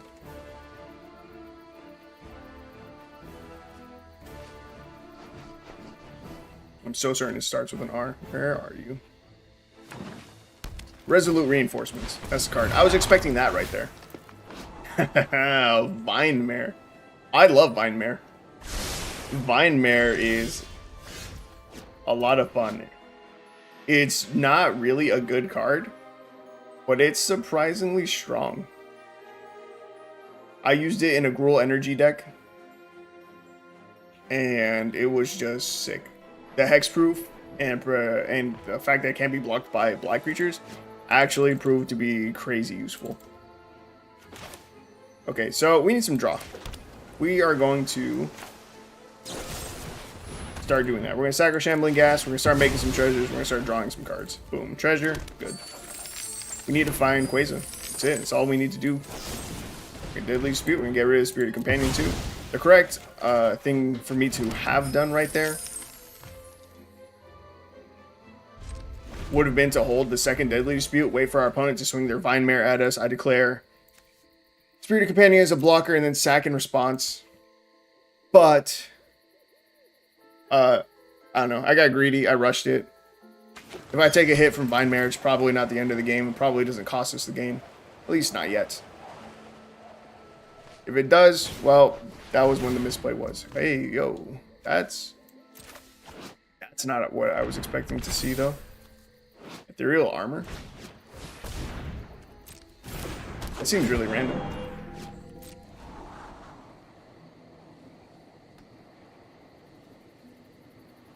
I only see this in enchantment decks. And I wouldn't have thought that this is an enchantment deck because Season of Growth wants to be a creature deck.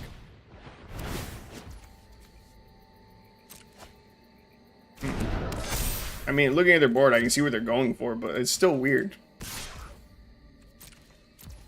No blocks, we take 8 there, which is a lot. Definitely more than I intended to take. But we could just get down our Lich's Mastery. We can't lose the game. Whenever we gain a life, we draw that many cards. Whenever you lose life, for each 1 life you lost, exile a permanent you control or a card from your hand or graveyard. Okay. Kinda don't want to play this. Wait.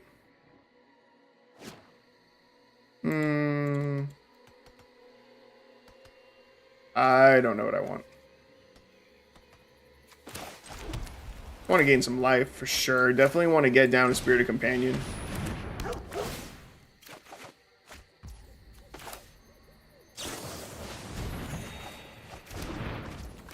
Bro, where's this Quasar? Running a full set. I only need 1. Oh, I don't even need to hold up any treasures. I can just get down Lich's Mastery. In fact, I'm just gonna Revitalize here. Bro, where are you? Alright, as long as our opponent isn't getting trample on their stuff anytime soon, we're fine. Oh, opponent says good game. Really? Let's see it. Can you get Vinemare flying? Let's see if they have it. Bro, if we lose this one, I'm going to be a little upset. +2/+2 for each other enchantment on the battlefield. Okay, it's really big. You got the trample? You got the trample or the flying? You do have the trample.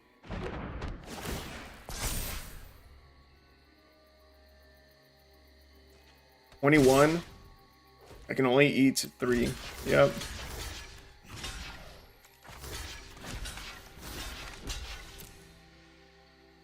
That's a bummer. If I had 5 more life, I wouldn't have been dead yet. Damn. Unlucky. I like their use of Vinemare, though. Just says a hexproof creature. So they were an enchantment deck. 100%. I don't know how I feel about the Season of Growth for that deck. It's probably just unnecessary.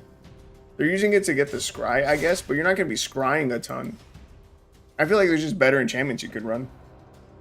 I don't know their full list, right? Those are probably the only creatures that they have in the deck. They maybe have one more hexproof creature in the deck, but probably not. It's probably just Paradise Druids and the Vinemares. So I'm sure they are running a bunch of good enchantments, but I don't think that's one of the best ones that you can run. Mulligan. Haha, that's a hand. I get rid of Deadly Dispute. Alright, this has got to be it. This has to be the game where we win with the combo. This is only game 2 with this version of the deck. Alright, this is only game 2, and technically last game I did have a misplay that could have changed the outcome of the game. Unlikely to have won us the game 1 extra turn, but we cannot ignore that. I did have a misplay. I ate 5 damage when I didn't need to. And then we died. Okay, so let's see. I probably really should have added a second Lich's Mastery.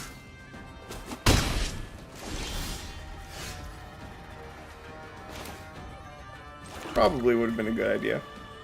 Let's set up a Skullport Merchant. Good blocker.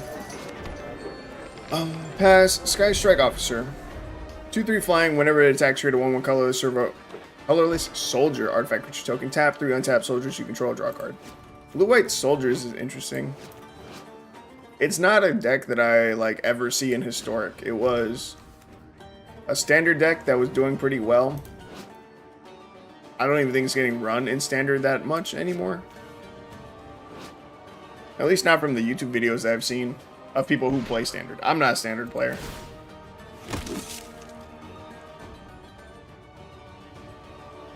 I already restrict our decks enough by being a budget player. Making a budget deck that is also standard legal sucks. It's not fun. Oop. There's a little bug. Didn't even get it. Okay, let's see. We've got 4 mana. Probably don't want to play the Quasar. I'll go for the Spirited Companion. If they want to counter Spirited Companion, that's all them. But I don't think they will. And I don't know that they can. I don't know if they normally run counter spells. Probably not. They probably just have some kind of soldier they're going to flash in. In fact, Resolute Reinforcements. Are you a soldier?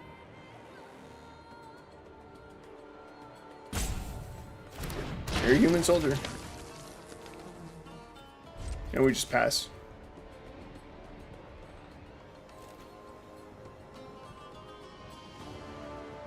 They got to flash in something here.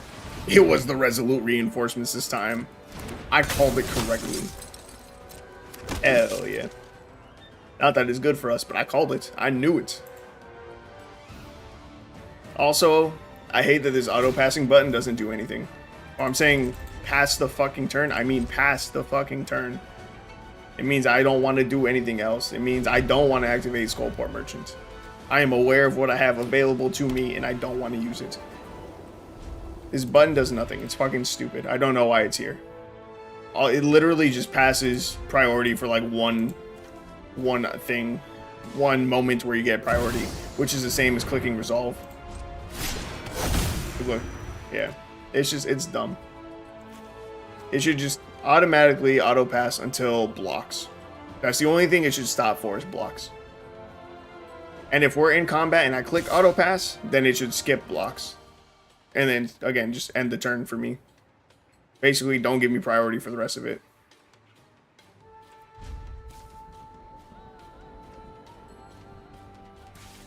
Yeah, they need to update that button. They gotta make it better. Anywho, what are we doing next turn? We don't have a land drop, so I kind of don't want to play the Moonblessed Cleric. We top deck a land, that'd be great. We don't. We find a Deadly Dispute. I think we start with Deadly Dispute. I'm going to sack the Shambling Ghast. I'm not going to make the treasure. I'm going to put a -1/-1 counter on the Bladed Ambassador. Oh, I guess that was... Oh, yeah. Yeah, we put it on the Bladed Ambassador. And then... they gave it indestructible. Dude, did you even read what I was doing? Putting a -1/-1 counter on it. You clown. Nice. And then we hit our land drop. Cool. I can use this, go get another swamp. And then I think I'll use one of our treasures for the Moonblessed Cleric. In 2 turns, we should be able to win. 2 more additional turns. Next turn, I play Quasar. Turn after that, Lich's Mastery. Right now I do this. We lose 1 treasure. Yeah. Next turn, Quasar. And then turn after that should be game. Should be game.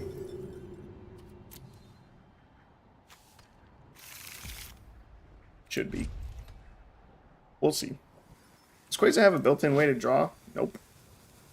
Also doesn't have lifelink. Trash.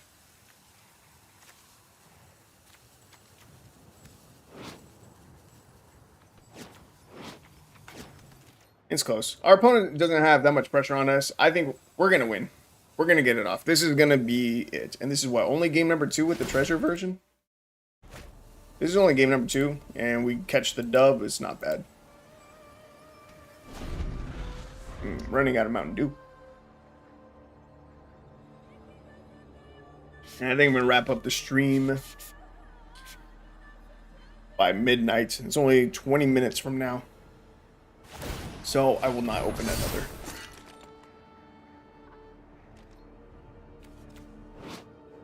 Let's see. Whenever a equipped creature deals combat damage to a player, exile top 2 cards of your library. You may play those cards this turn. You may play an additional land this turn. Okay, that's fine. That is A-okay.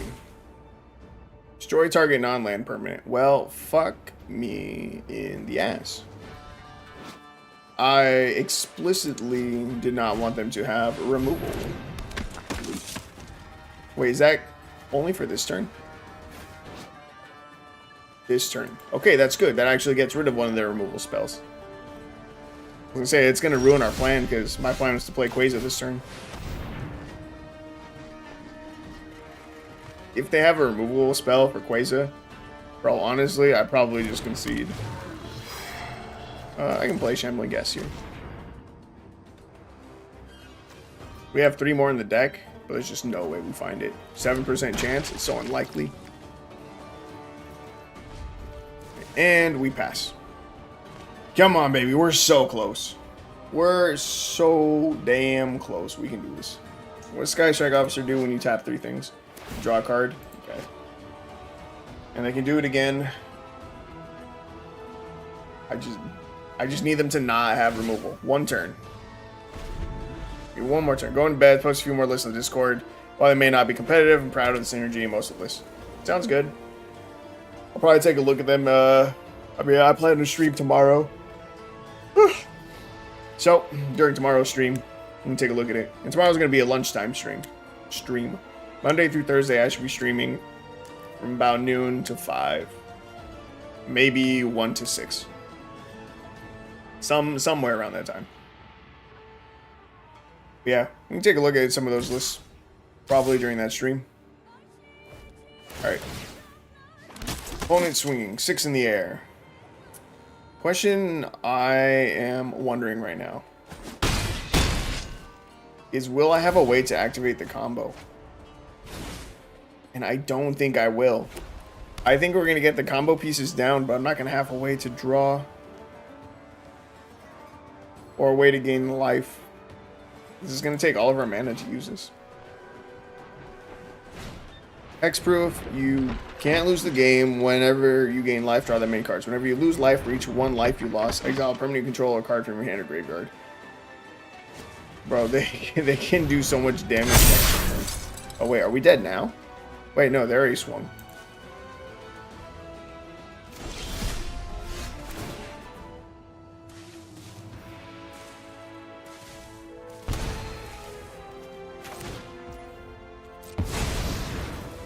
That's crazy. I really just don't have a way to gain a life or draw a card.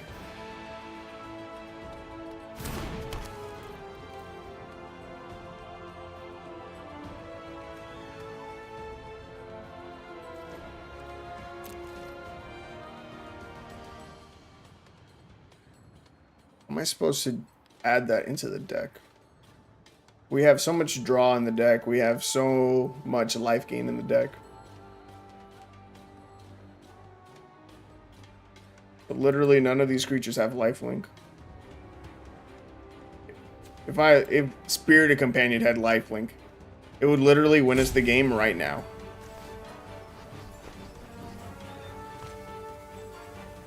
But I just don't have any mana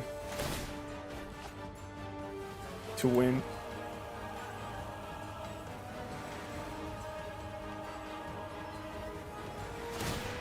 Revitalize is our cheapest way to draw a card.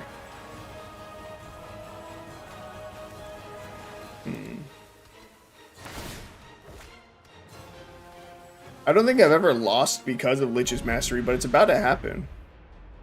Because we're going to lose a fuck ton of life when he swings. And for each 1 life we lose, we have to exile permanent control or a card from your hand or graveyard. Okay, how many cards do we have in graveyard? 5, 8, 9, 10. Yeah, it's not even close. Lich's Mastery is going to kill us. And that sucks, dude. God damn it, we're so close. Oh, finally got the combo pieces out, but I don't have a way to gain life. That's so dog shit. Maybe I would get rid of the Skullport Merchants. Or something for another creature with lifelink, like Phyrexian Missionary. I don't think there are any creatures with lifelink that allow us to draw cards at the same time. Okay, no blocks. Yeah, we're just gonna concede. Alright, I'm gonna take a quick peek at Scryfall. Did I have fun? Fuck you, game. Okay, let's take a look. Lifelink, draw. Let's see.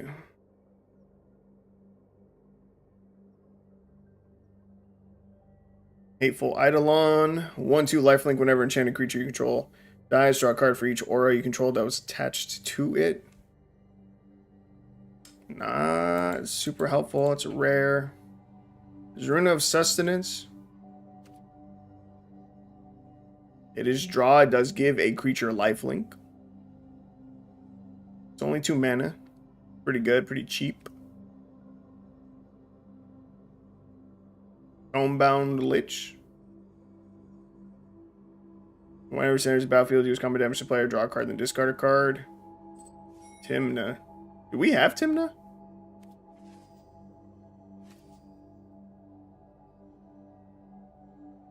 This should say Arena, and this should say Historic. I think that got reset. Yeah, okay, there we go. Yeah, these are the only cards on Arena that say draw and also lifelink. You can draw on 2 or more cards this turn. This has Death Touch and lifelink. I think it's Ruin of Sustenance. I think that's the only card that we could really swap. Yeah, it's so annoying. Although, yeah, no. I think that's it.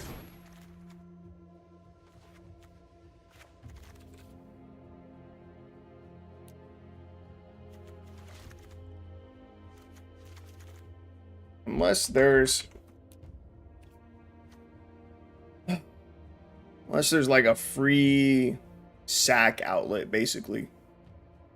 If there's like a creature with a built-in free sack outlet, like where you just sack it and draw a card, that would also be perfect. Potion of Healing isn't terrible. Is it better than Rune of Sustenance?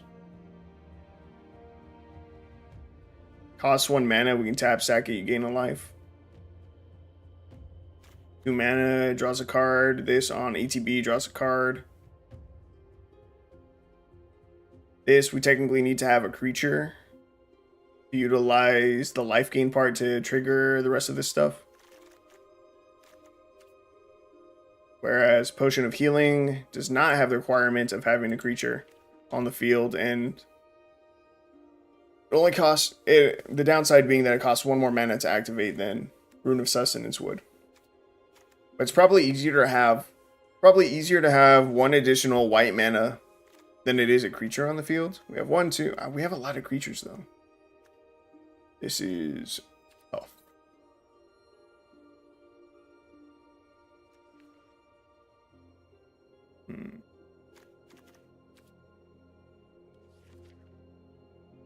So there's battlefield. Gain 4 life and draw a card. Doesn't really help.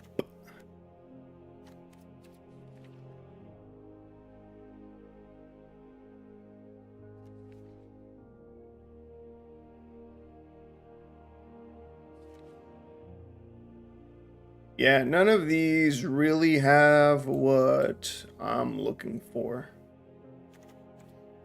We're not running blue cards. We can check black.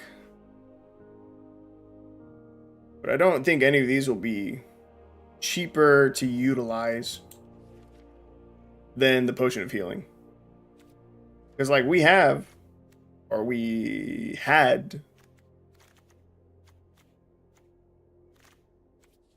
the treasure dude. He can gain us a life, but we have to pay 2 mana to use it. Same with Dockside Chef. 2 mana to use it.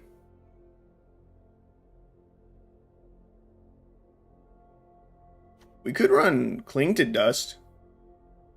That costs 1 extra mana. Exile target card from graveyard. If it was a creature card, we gain 3 life. Otherwise, we draw a card. So it's either 1 mana draw or 1 mana gain 3 life. The only requirement being that there needs to be a card in the graveyard. That's guaranteed. It's 1 mana, instant speed. I think I'm going to try that over Rune of Sustenance.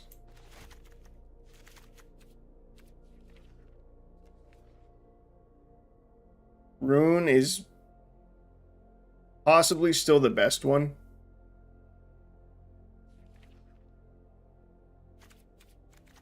We're going to try this.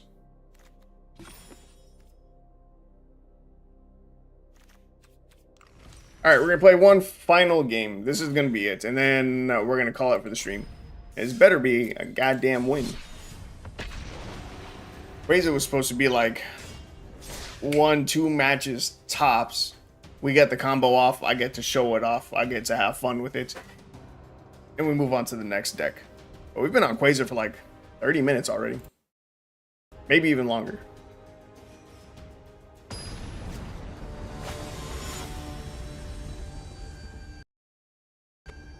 One, two, three. Since we finished Werewolves, we've gone through 3 more decks. This is going to be the 4th one. Okay. This is interesting. We have Lich's Mastery in our opening hand. Opponent's playing with 67 cards for no apparent reason. Our hand is not very good. We have the main combo piece, so I am obviously keeping it. Yeah, like these deadly disputes do nothing for us. Top decking a land does nothing for us. All we need to do now is find Quasar. So if we could find a creature here, we could top deck a creature, that'd be great. Or another draw spell. If we could find a Revitalize right here, that'd be cool. The game wants to be really nice and just let us have Quasar. But our opponent is playing Kevel, Bane of Monsters. He's trying to kill our creatures, which means it is super unsafe for us to play Quasar. As soon as Quasar hits the battlefield, it's going to die. Inspiring Overseer, we'll play it. Draw a card. Oop, there's Quasar. Bro, this is so unlucky. He's gonna have like a fight spell or something right here. We have it. We have both combo pieces. We have all the mana to cast it, but there's no chance that Quasar survives the turn. And it's too much mana to play Quasar and Lich's Mastery in the same turn. Ooh, there's a Glissa Sunslayer. Oh my god, and it can destroy enchantments. Wait, Lich's Mastery is hexproof, so that doesn't matter. This... What does this do? Whenever permanent an opponent controls with a bounty counter on it dies, you gain 3 life and draw a card. Okay, fine. Again, I still just can't play the Quasar. I'm gonna pass. So I think we have to get Lich's Mastery down first. We can take some damage. We can exile some permanents. Like our lands and shit. As long as we have enough mana left for Quasar. This is tough. Quasar. Bro, what the fuck is this draw? It's nothing but land. What the fuck? Give me anything that's not a land. Anything. Anything other than a land would be good. We've seen 10 lands. That's fucking nuts. That's ridiculous.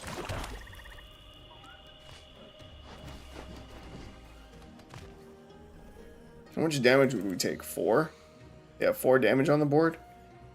If I play Lich's Mastery and we have to get rid of 4 things, do we just lose? I think I have to wait. Bro, this is stupid. Why? Why is there so much land? Gambling Gas would have been good. Phyrexian Missionary would have been good. Like, literally anything else would have been good. But we just had to draw a ton of lands.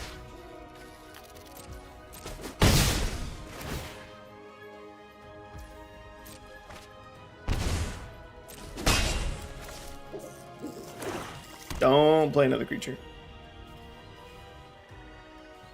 Do I need removal in this deck? Is that what we need? I feel like we have removal in the deck. We're just not going to find our combo pieces fast enough.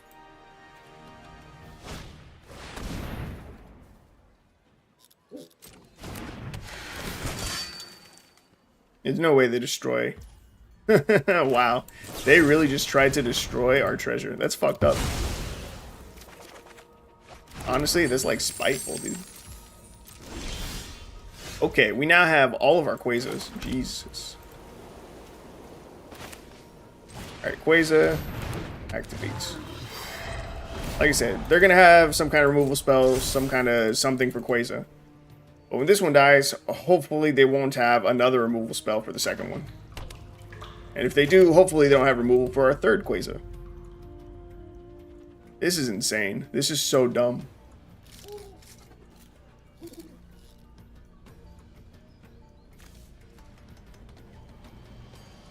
Bro, if Quasar can just live for one fucking turn, we win. They're eyeing it way too much. Wow. Casualties of War. You're gonna destroy my only fucking blue source.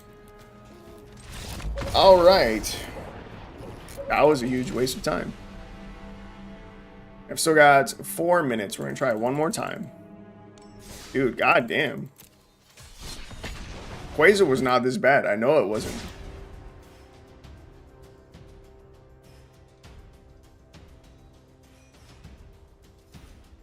I'm going to see if I can find my old stats with the deck. I know it's a combo deck. One of our combo pieces is a creature, which is very easy to get rid of. But this just seems ridiculous.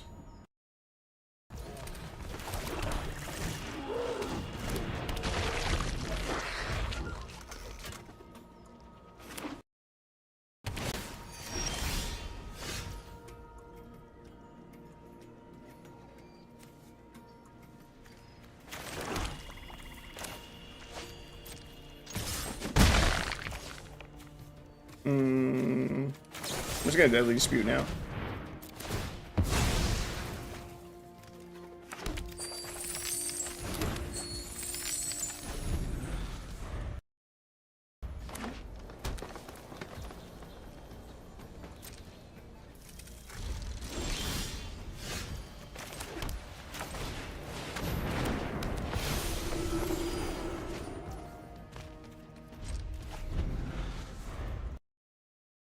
Still looking. Played a lot of decks.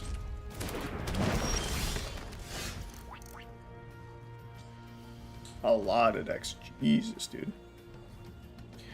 Okay, let's see what's going on. No combo pieces yet.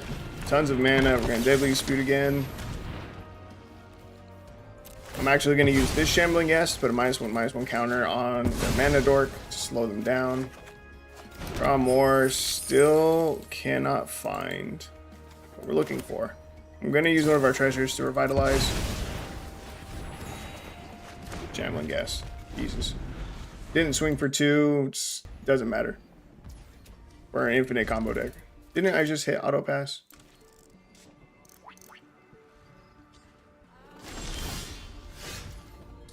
Bro, when did I play this deck?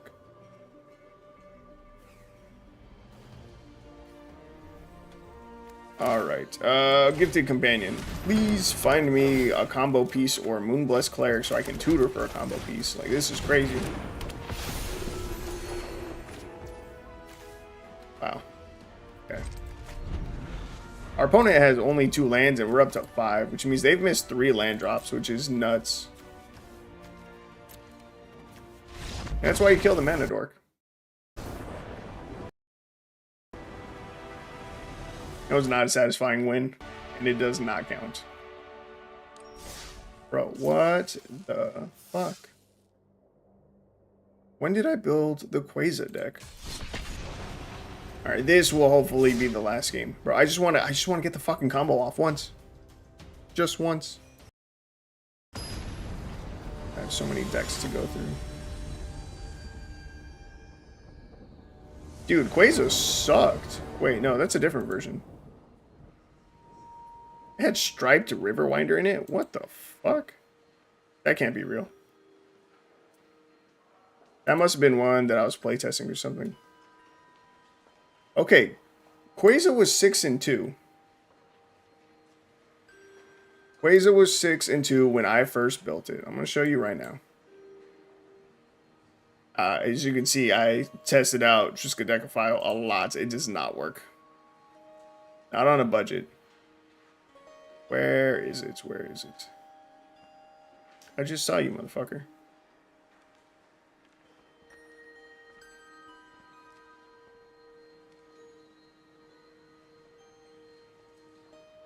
I literally just saw it. Oh, there it is. No, that's the one that was shitty. Quasar. Quasar was 6-2. This is the version that was running blue. This is the one that we played like 3 games with or something, and we just lost all of them. So, like I said, I remember this deck being good. And this game just doesn't want to load. Bro, what the fuck? God damn it, dude. It's midnight. I want to go to sleep.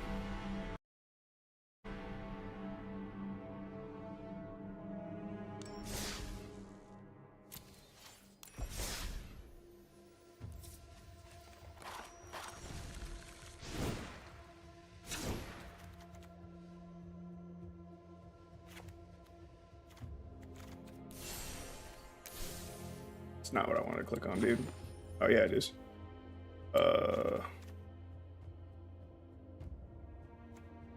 just gonna add another island. One more would make me feel better. Actually, let me check the reveal.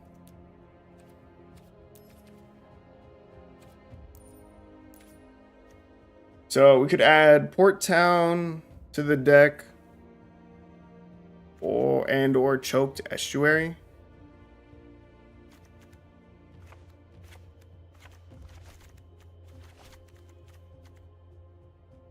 And then I'm just going to keep the one island for the storefronts.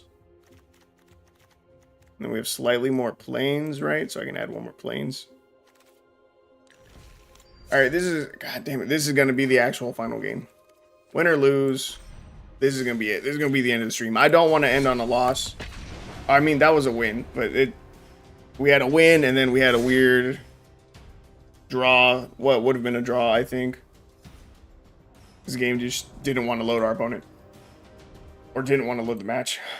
But I want to win. I just want to get a win with this fucking deck. That's it. And maybe I need to swap back to the very first version of the deck. I had a positive win rate. Maybe I was just really lucky in those matches. I don't know. For most of my decks, I mean, our sample size is relatively small. It's very small, actually. That was only 8 games. And out of those 8 games, we won 6 of them.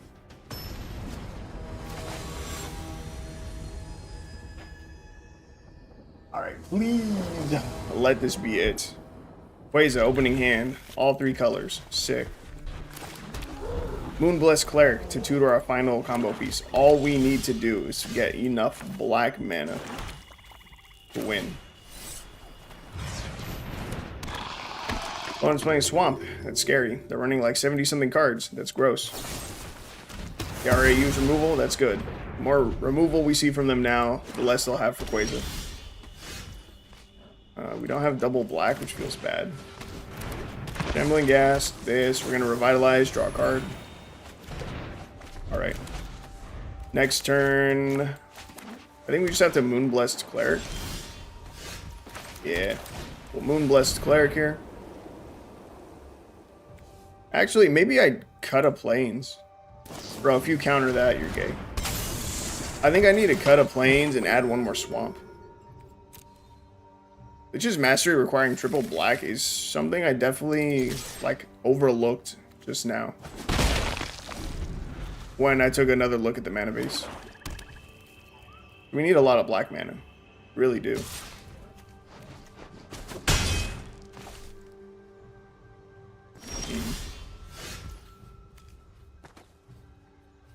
Okay, I'm going to Deadly Dispute. Attack you. Treasure. Any response from our opponent? Yes, no, maybe so. Please hurry the fuck up so I can go to bed. Thank you.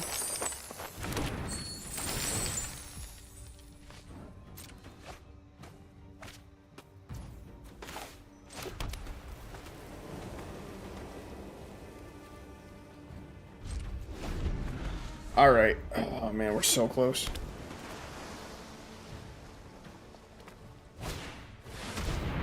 This area's battlefield. Each player mills 3 cards, and each opponent discards a card, and you draw a card. That's gay.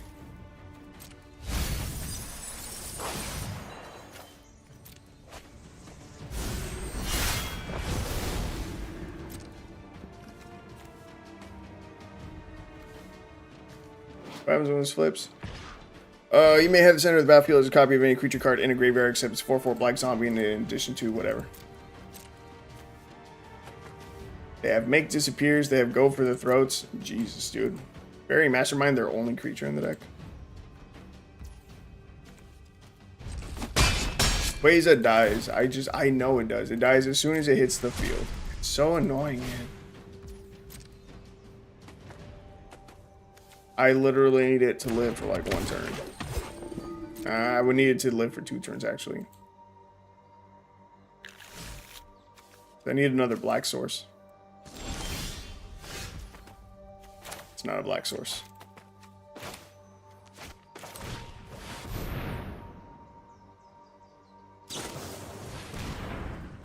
Jesus, dude. In your fucking fairy masterminds. Get out of here. Oh my god, it's not a black source either.